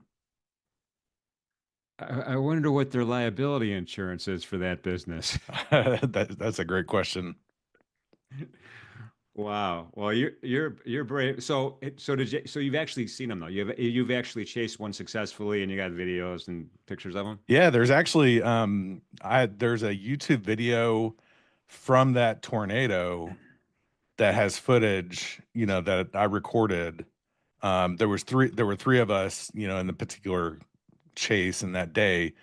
There were two of us doing recording, and so that's on YouTube currently. Well, next time you go, let me know, and I'm gonna book a flight to a 7 Mile beach in the Grand Canyon. Yeah, I'm not in the Grand Cayman. Sorry, I love I'm that place too. not- That's a beautiful spot. Oh my God. Are you close to Oklahoma State? OSU, the university. Yeah. About an hour and 30 minutes out. Not far. Okay. All right. Well, We're we like have a new- between OU, so Norman, so we're between that and Stillwater, basically. Got it. Well, Oklahoma State has a new wrestling coach. That's my sport. So Okay. I'm a super fan right there. Yeah. I'm not a wrestling guy, so I don't know anything about wrestling. But I know Yeah, OSU has a pretty good program, right? They have a great program. Yeah. They have back-to-back gold medalists as coaches. They're tight. So, but anyway, all right. So Oklahoma. So what have you been there your whole life, or are you a transplant? I'm a transplant. I grew up throughout the Midwest. Born in Wisconsin, grew up in or lived in Indiana, Kentucky, Michigan, Georgia, and Oklahoma. We moved here in 1999. And my senior year of high school, right that summer, my folks actually were going to move again to Indiana, and I was like, I'm done moving. So I've been here since '99, basically. We're at in Indiana. Right on the border, the Louisville border. So New Albany, I think it's like exit 1. Yeah, Jeffersonville, New Albany, Salem, they're New all Albany. down there. Yeah. Yep. I know they are. Yeah. Terrific. Wow. Well, okay. So you said, no, I'm staying here. And then when did you start getting into this business particularly? I took a ton of interest in trading right around 2014, 2015. Started with options. I think a lot of people start with options just because of the allure of it. I basically had one of those subscriptions to, option flow services. So like you can, basically watch the incoming flow for various stocks or whatever, and would just try to pick off, the best flow from an options perspective, more like intraday, time frame, but sometimes, swing as well. And what I was actually successful at that, and I think it was more luck than anything because I truly didn't know what I was doing at all. But I ended up getting quite tired of, always having my head on a swivel. Because, if you have overnight positions and Donald Trump's tweeting or, whatever else might be going on, you wake up the next day and you could have had a great trade on that's now, down in the water, and you have 6 or 7 of those at the same time. You have to manage that risk and deal with all the psychological stuff that comes along with that. And so I started to look at other markets and found futures. I had never heard of futures before. And, just kind of started to toy around with futures on the platform that I traded on at the time, which was Thinkorswim, and had enough success where, I was like, okay, well, I'm going to get more serious about this and be pretty intent about that, because for me, I really enjoy the financial markets in general. And so I'd kind of really dug my heels in, um, switched to a better platform, more specific to futures trading, and kind of went through all of the normal things that traders go through on the path to, finding a stable way to produce income. Um, and it's kind of where I'm at now. I started with ES and have been trading NQ for 3.5 years at this point. It's so funny. So uh, I started this business a long, long time ago, and Yeah. I knew a lot of the older, uh, and we'll call them educators, trading educators.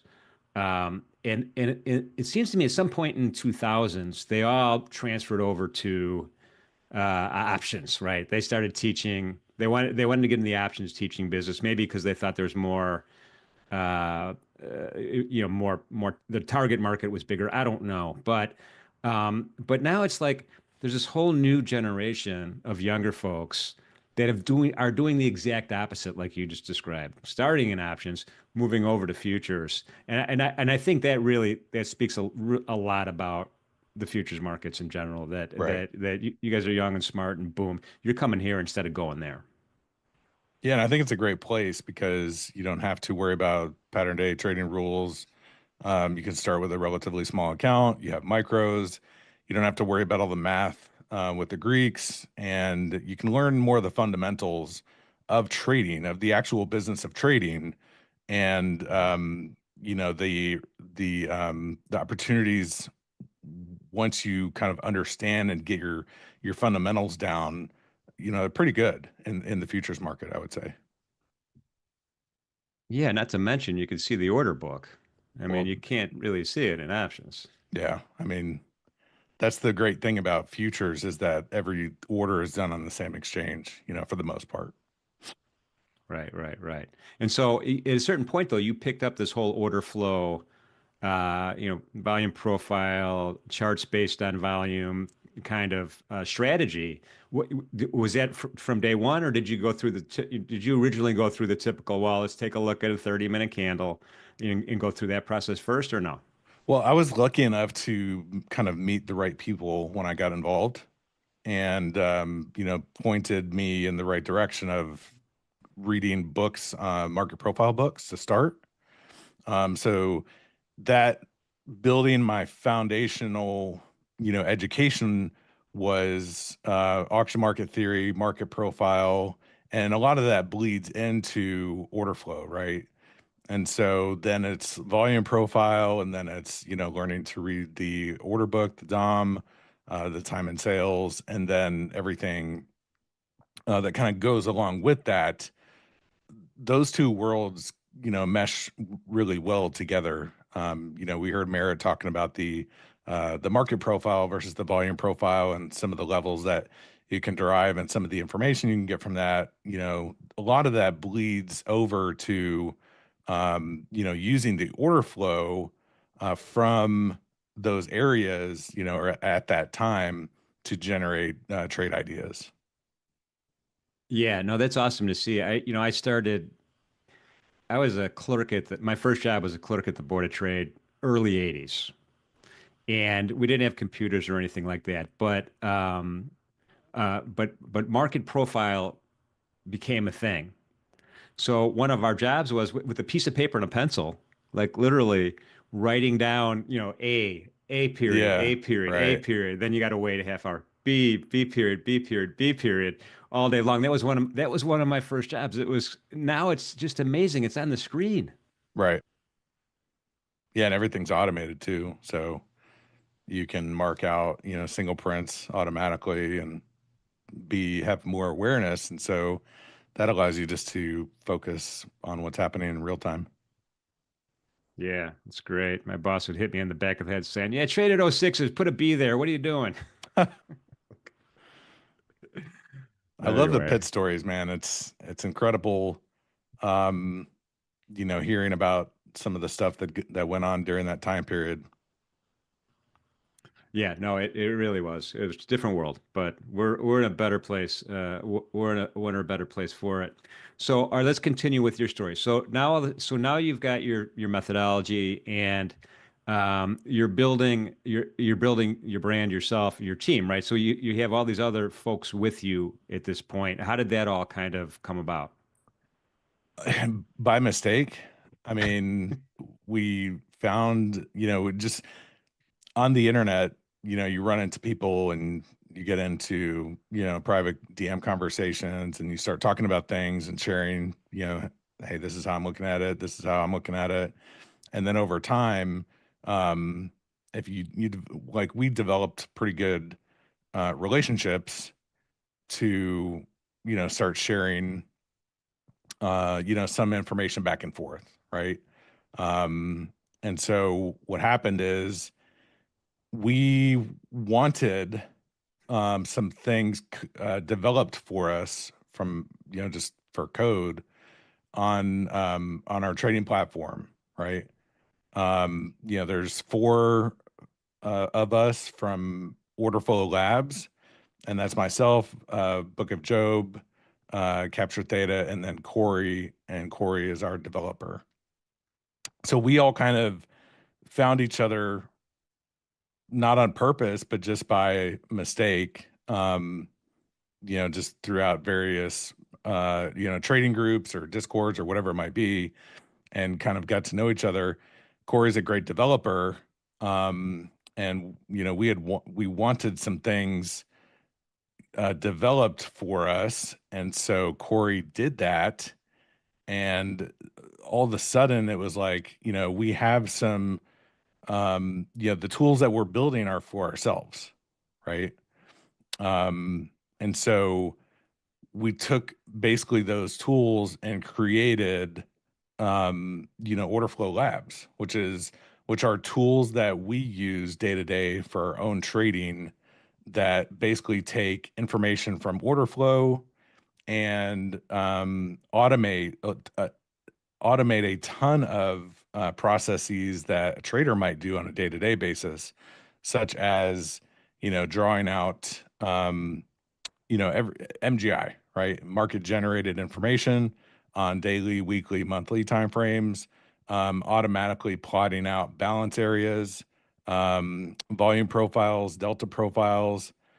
It's not necessarily all just about, like a dot or an arrow that says buy or sell. That's not what we do, but it's more about structure and how to view the market in a very, I would say in a very systematic way, right? Because the code, you put logic in for some type of code, and the logic can't change. It only responds to what's happening in the market, right? And so because of that, when we have a balance area, it's based on the logic that we've created that, some of the balance rules are, if you have overlapping value, right, then you're starting to come into some type of balance. And when you break out of that balance range, then you're starting to, break from balance, right? So some of that stuff is very, very much not a secret necessarily, but we're automating that and making it more, taking a more a systematic approach versus, being subjective. Like you can draw out your own balance areas in a very subjective manner, or you can do it very systematic where you allow the rules to dictate how you're drawing some of this stuff out. So that begs the question, so every once in a while, do you have to go in and tweak the code for some reason, or no, it's just a universal solid platform for the market you look at? I mean, we are always making adjustments or trying to be innovative with feedback that we get from ourselves and our members. But like the initial, sometimes obviously you'll have, code breaks when, the funniest thing is the MGI seems to be the hardest thing to get nailed down because there's holidays and there's, you know, there's unplanned, you know, holidays. Then there's, you know, days that don't like, there was one day we didn't have a trading day in the middle of the week and that broke some stuff. So yeah, I mean, we're always, you know, it seems like we're fixing things from time to time. But most of what we do, we focus on making what we're looking at better, refining our approach. Um, you know, we we just go through a constant iterative process to not necessarily change the approach, but you know, refine the rules maybe, or extend, you know, certain things to make them not more, I don't want to say the word more effective, but you know, more efficient, if you will. Yeah, no, that makes total sense. And I'm glad to hear you. It's like the other part of the equation is, hey, you have, you know, customers and followers or whatever, you know, other traders that are giving you feedback, right? And giving you, asking questions it happens to me all the time. Someone asks me a question that I've never thought about. It's like, wow, that's a really great question. What could I do differently in my presentation? Right. So, yeah. So that's fantastic. And you guys are with us trading the close Monday through Thursday. And Well, we're gonna do it yeah. until Crudele kicks us off. Anthony's not going to kick you off. Anthony loves you guys. He's, it's good stuff. It's hard to trade the close in my mind. I mean, it's for me. I'll tell you, my preference is trading pre-market and then Really? waiting to and waiting for the initial balance to end. Those two periods for me, for some reason, I click with them. In the close, I'm really bad at. So how is that just because we're having you on at the close, or do you regularly trade the close? I don't. Yeah, I mean, I don't trade the close normally. So that's even more of a trick for us is, you know, I heard Merritt mention this morning. Is, you know, he kind of had that awareness, like, oh, I've got this spot where I'm trying to force a trade, basically, right? Because I'm on screen, we're streaming. The point of the show is to be taking trades. So there's that pressure, right? And then there's the actual, you know, the last hour of the session, which isn't particularly necessarily always very exciting. There's not always a great risk to reward setup. And, you know, we look, you know, as traders, as you know, we look for asymmetrical opportunities, and those aren't always available in a consistent basis like they are during the initial balance, or maybe in your case during pre-market. Yeah, no, what was impressive yesterday, it's really when you're trading live in front of somebody and you don't make a trade, it's like you just mentioned, you feel the impulse to we got to force a trade here because all these people are watching, right? They're here, they're spending time with us, they deserve some action, and that's going on one side. But on the other side, you yesterday in particular, a great job of explaining why no action was good action. Right. And that's critical, is not only expressing the logic behind a trade idea, right? If you're going to take a trade, but also explaining the logic behind no trade, which is just as important information as why you might take a trade. Yeah, I mean, yesterday, if I wasn't listening to you guys, I would have tried to get short like 7 times, and I would have been stopped out all 7 times. Yeah. It's really tough because you have that balanced profile like we had yesterday. It was kind of a P-shaped, right? Yeah, yeah. So the right play there is often to fade the edge of that balance, and just kind of kept drifting higher and higher without really any rotation back down. Yeah, I always found it tricky to when you had either a P-shaped profile or a small B-shaped profile, when there's very little volume, if any, above value or below value in a B, That's tricky to me because there's literally you'll see the top of the value area almost at the top of the day, and you're like, all right, there's no trail, there's no tail here Right. or anything. I always found that hard. How do you guys deal with that? I always found that hard to deal with. I mean, I always try, kind of like my default mode for trading balance is, fade the edges until they break, right? And I think that actually happened yesterday where I took one short, I got stopped out of it, and it broke out to the upside, and I don't think I got involved again um, once it broke, right? And so if you have, scenario based rules that, kind of like, okay, if you're going to trade the balance or the chop, the right methodology to trade that balance is to fade moves from the outside in, right? So you're trading outside in. Yeah. It's a mean reverting type of strategy. Yeah. Once that balance breaks, then you have to have the awareness mentally to go, okay, we've broken the balance, right? And I'm no longer looking for an outside in trade. I need to be now aligned with that market that's breaking out. We saw that at the open today, in the very tight range that we're in. We still had a very well-defined balance this morning during the open auction, and even a little bit into the initial balance, and then broke out of that, right? And so when you break out of that balance range, then you want to, sit on your hands if you're more of a balanced type of trader, or go in the direction of that move. Yeah. Yeah. So it's kind of like, fool me once, shame on you. Fool me twice, shame on me. Yeah. And yeah.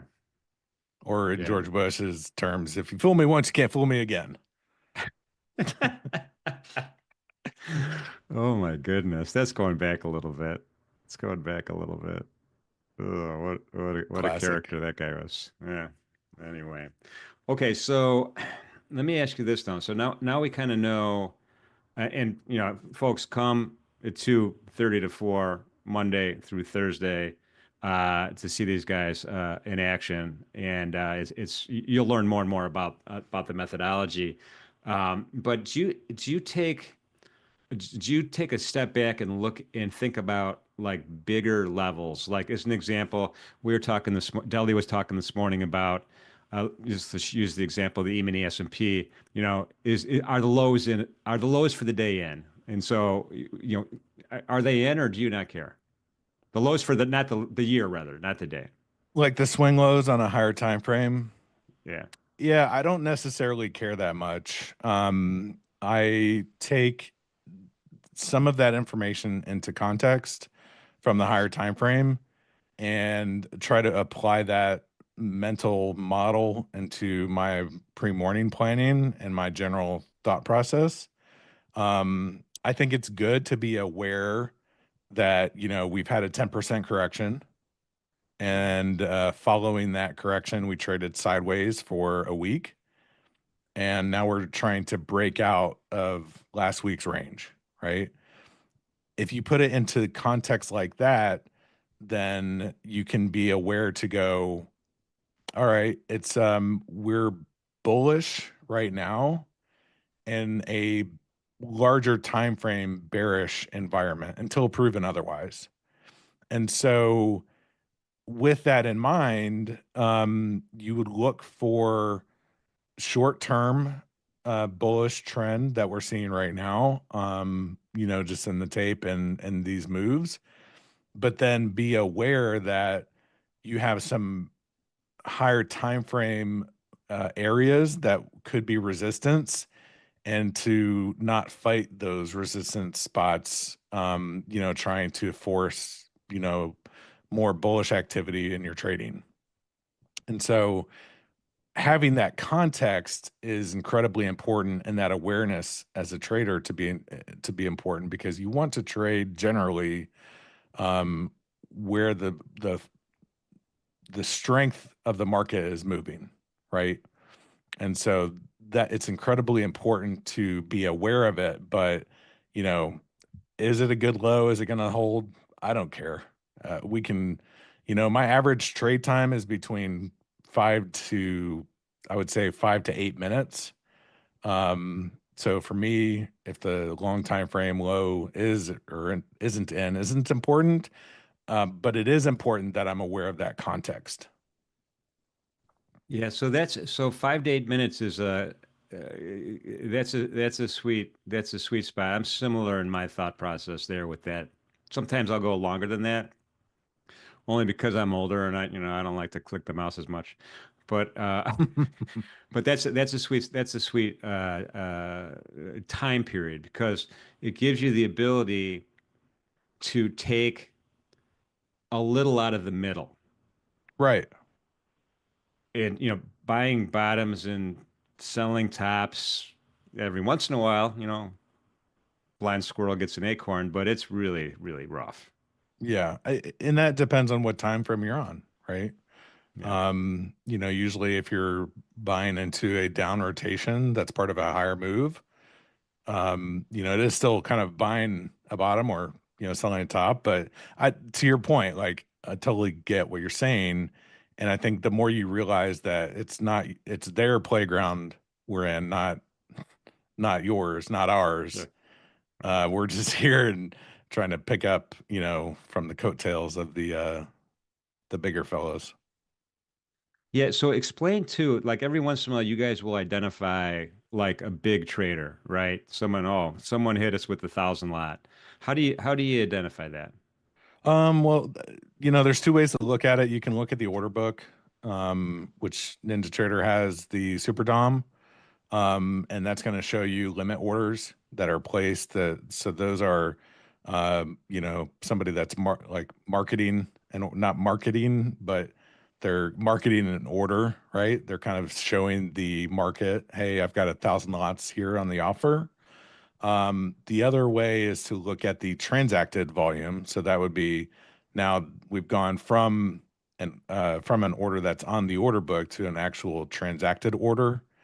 And we can see that through the time and sales, obviously. Yeah. We can also see it on what would be called a footprint chart, which I'm sure you're familiar with those. Yeah.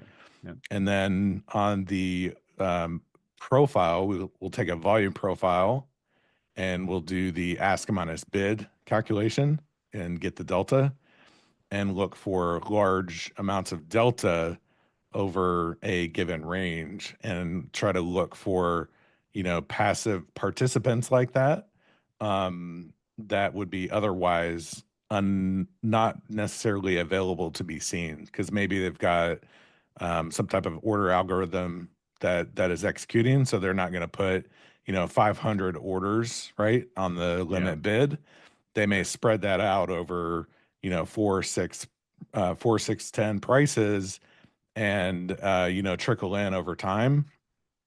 And to be able to spot that, you've got to have some other tools available to you. Yeah, that's tricky. That's a lot of the big institutional traders do that. They Right. kind of sprinkle their positions in so there's not a tell. So, they could keep a little bit of an advantage on price. So one thing that is super cool that I don't know if everybody knows or not, but on the NinjaTrader desktop platform,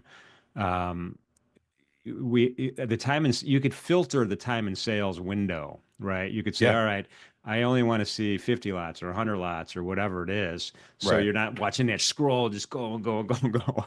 Right. Yeah, I mean the time and sales for me is I use it more for a gauge of the speed and momentum. Um, and then the delta profile I'll use for, spotting some of those larger trades that are transacting. That makes sense. That makes sense. I love it. So, Leo, how do you're on Twitter, right? You're Leo the Tiger on Twitter. Yeah, my handle is funny. It's kind of odd. I trade NQ, but my handle is ES_F_Leo. And but I don't trade the ES anymore. Oh, well, let's talk about that. We're going to stick with you here. Why is you're MNQ or NQ, right? All the time. Yes, I don't trade any other market currently. I think I've long wanted to trade other markets or get into some other markets. So that's kind of on my list for 2025 as far as a goal, is to expand to other markets, non-index related. So that would be, you know, crude oil, gold, you know, silver, some of the other markets like that. But I traded ES for, I don't know, maybe 3 or 4 years. And after a while, you know, it wasn't that I wasn't doing well. It was just like, Jim, when I get into a trade and I have to sit there for, you know, 10, 15 minutes and you know, not find out, but get the feedback from the market that, you know, I'm right or wrong. It doesn't necessarily fit well with my personality. And so when I started trading NQ, I pulled up an NQ chart, kind of made a chart book to play around with it. I had always heard, you know, that it was the wild, wild west, crazy, you know, fast moving, etc. And you know, just dabbled in it for a little while and honestly just fell in love with it because you get more of a feel for how the market's moving and you get that feedback, right? You know, it has more of a rhythm to it than ES does, in my opinion. Now, on the downside, that you'll find NQ will whip around a little more. And so you have to be aware of that too, right? Where if you get stopped out in ES, you're likely pretty wrong, right? In NQ, you may get stopped out just as a quick stop run, and you have to have the awareness of mind to go, okay, I'm going to jump back in this trade because the trade idea is still right. It was just a little, you know, snap back, you know, and we're going in the other direction again. Yeah, I like to say that, you know, the price action in the micro Nasdaq is like when you pop popcorn. It's just it's bouncing a lot, it's moving a lot. You got to be on your toes. But one thing you said was really interesting, and I think it's so important, is trading your personality. And I know it's kind of a bizarre concept, but it really is true because when you stay in your lane and you stick with your personality, and you develop your own trading style, the tempo, how many trades you do, when you trade. In my experience, traders do better that way than trying to kind of force themselves into a different mode. So I love when you said that. I mean, I really think that's a good philosophy. I can't agree with you more. I mean, if you're trying to force yourself into a particular market because somebody told you it was so great or, you know, such a fantastic market, but it doesn't fit your style, it's no different than forcing a trade that doesn't fit your strategy, right? In the long run, it's just likely not going to work out that well. Yeah, I mean, and it feeds on our and how we feel about ourselves.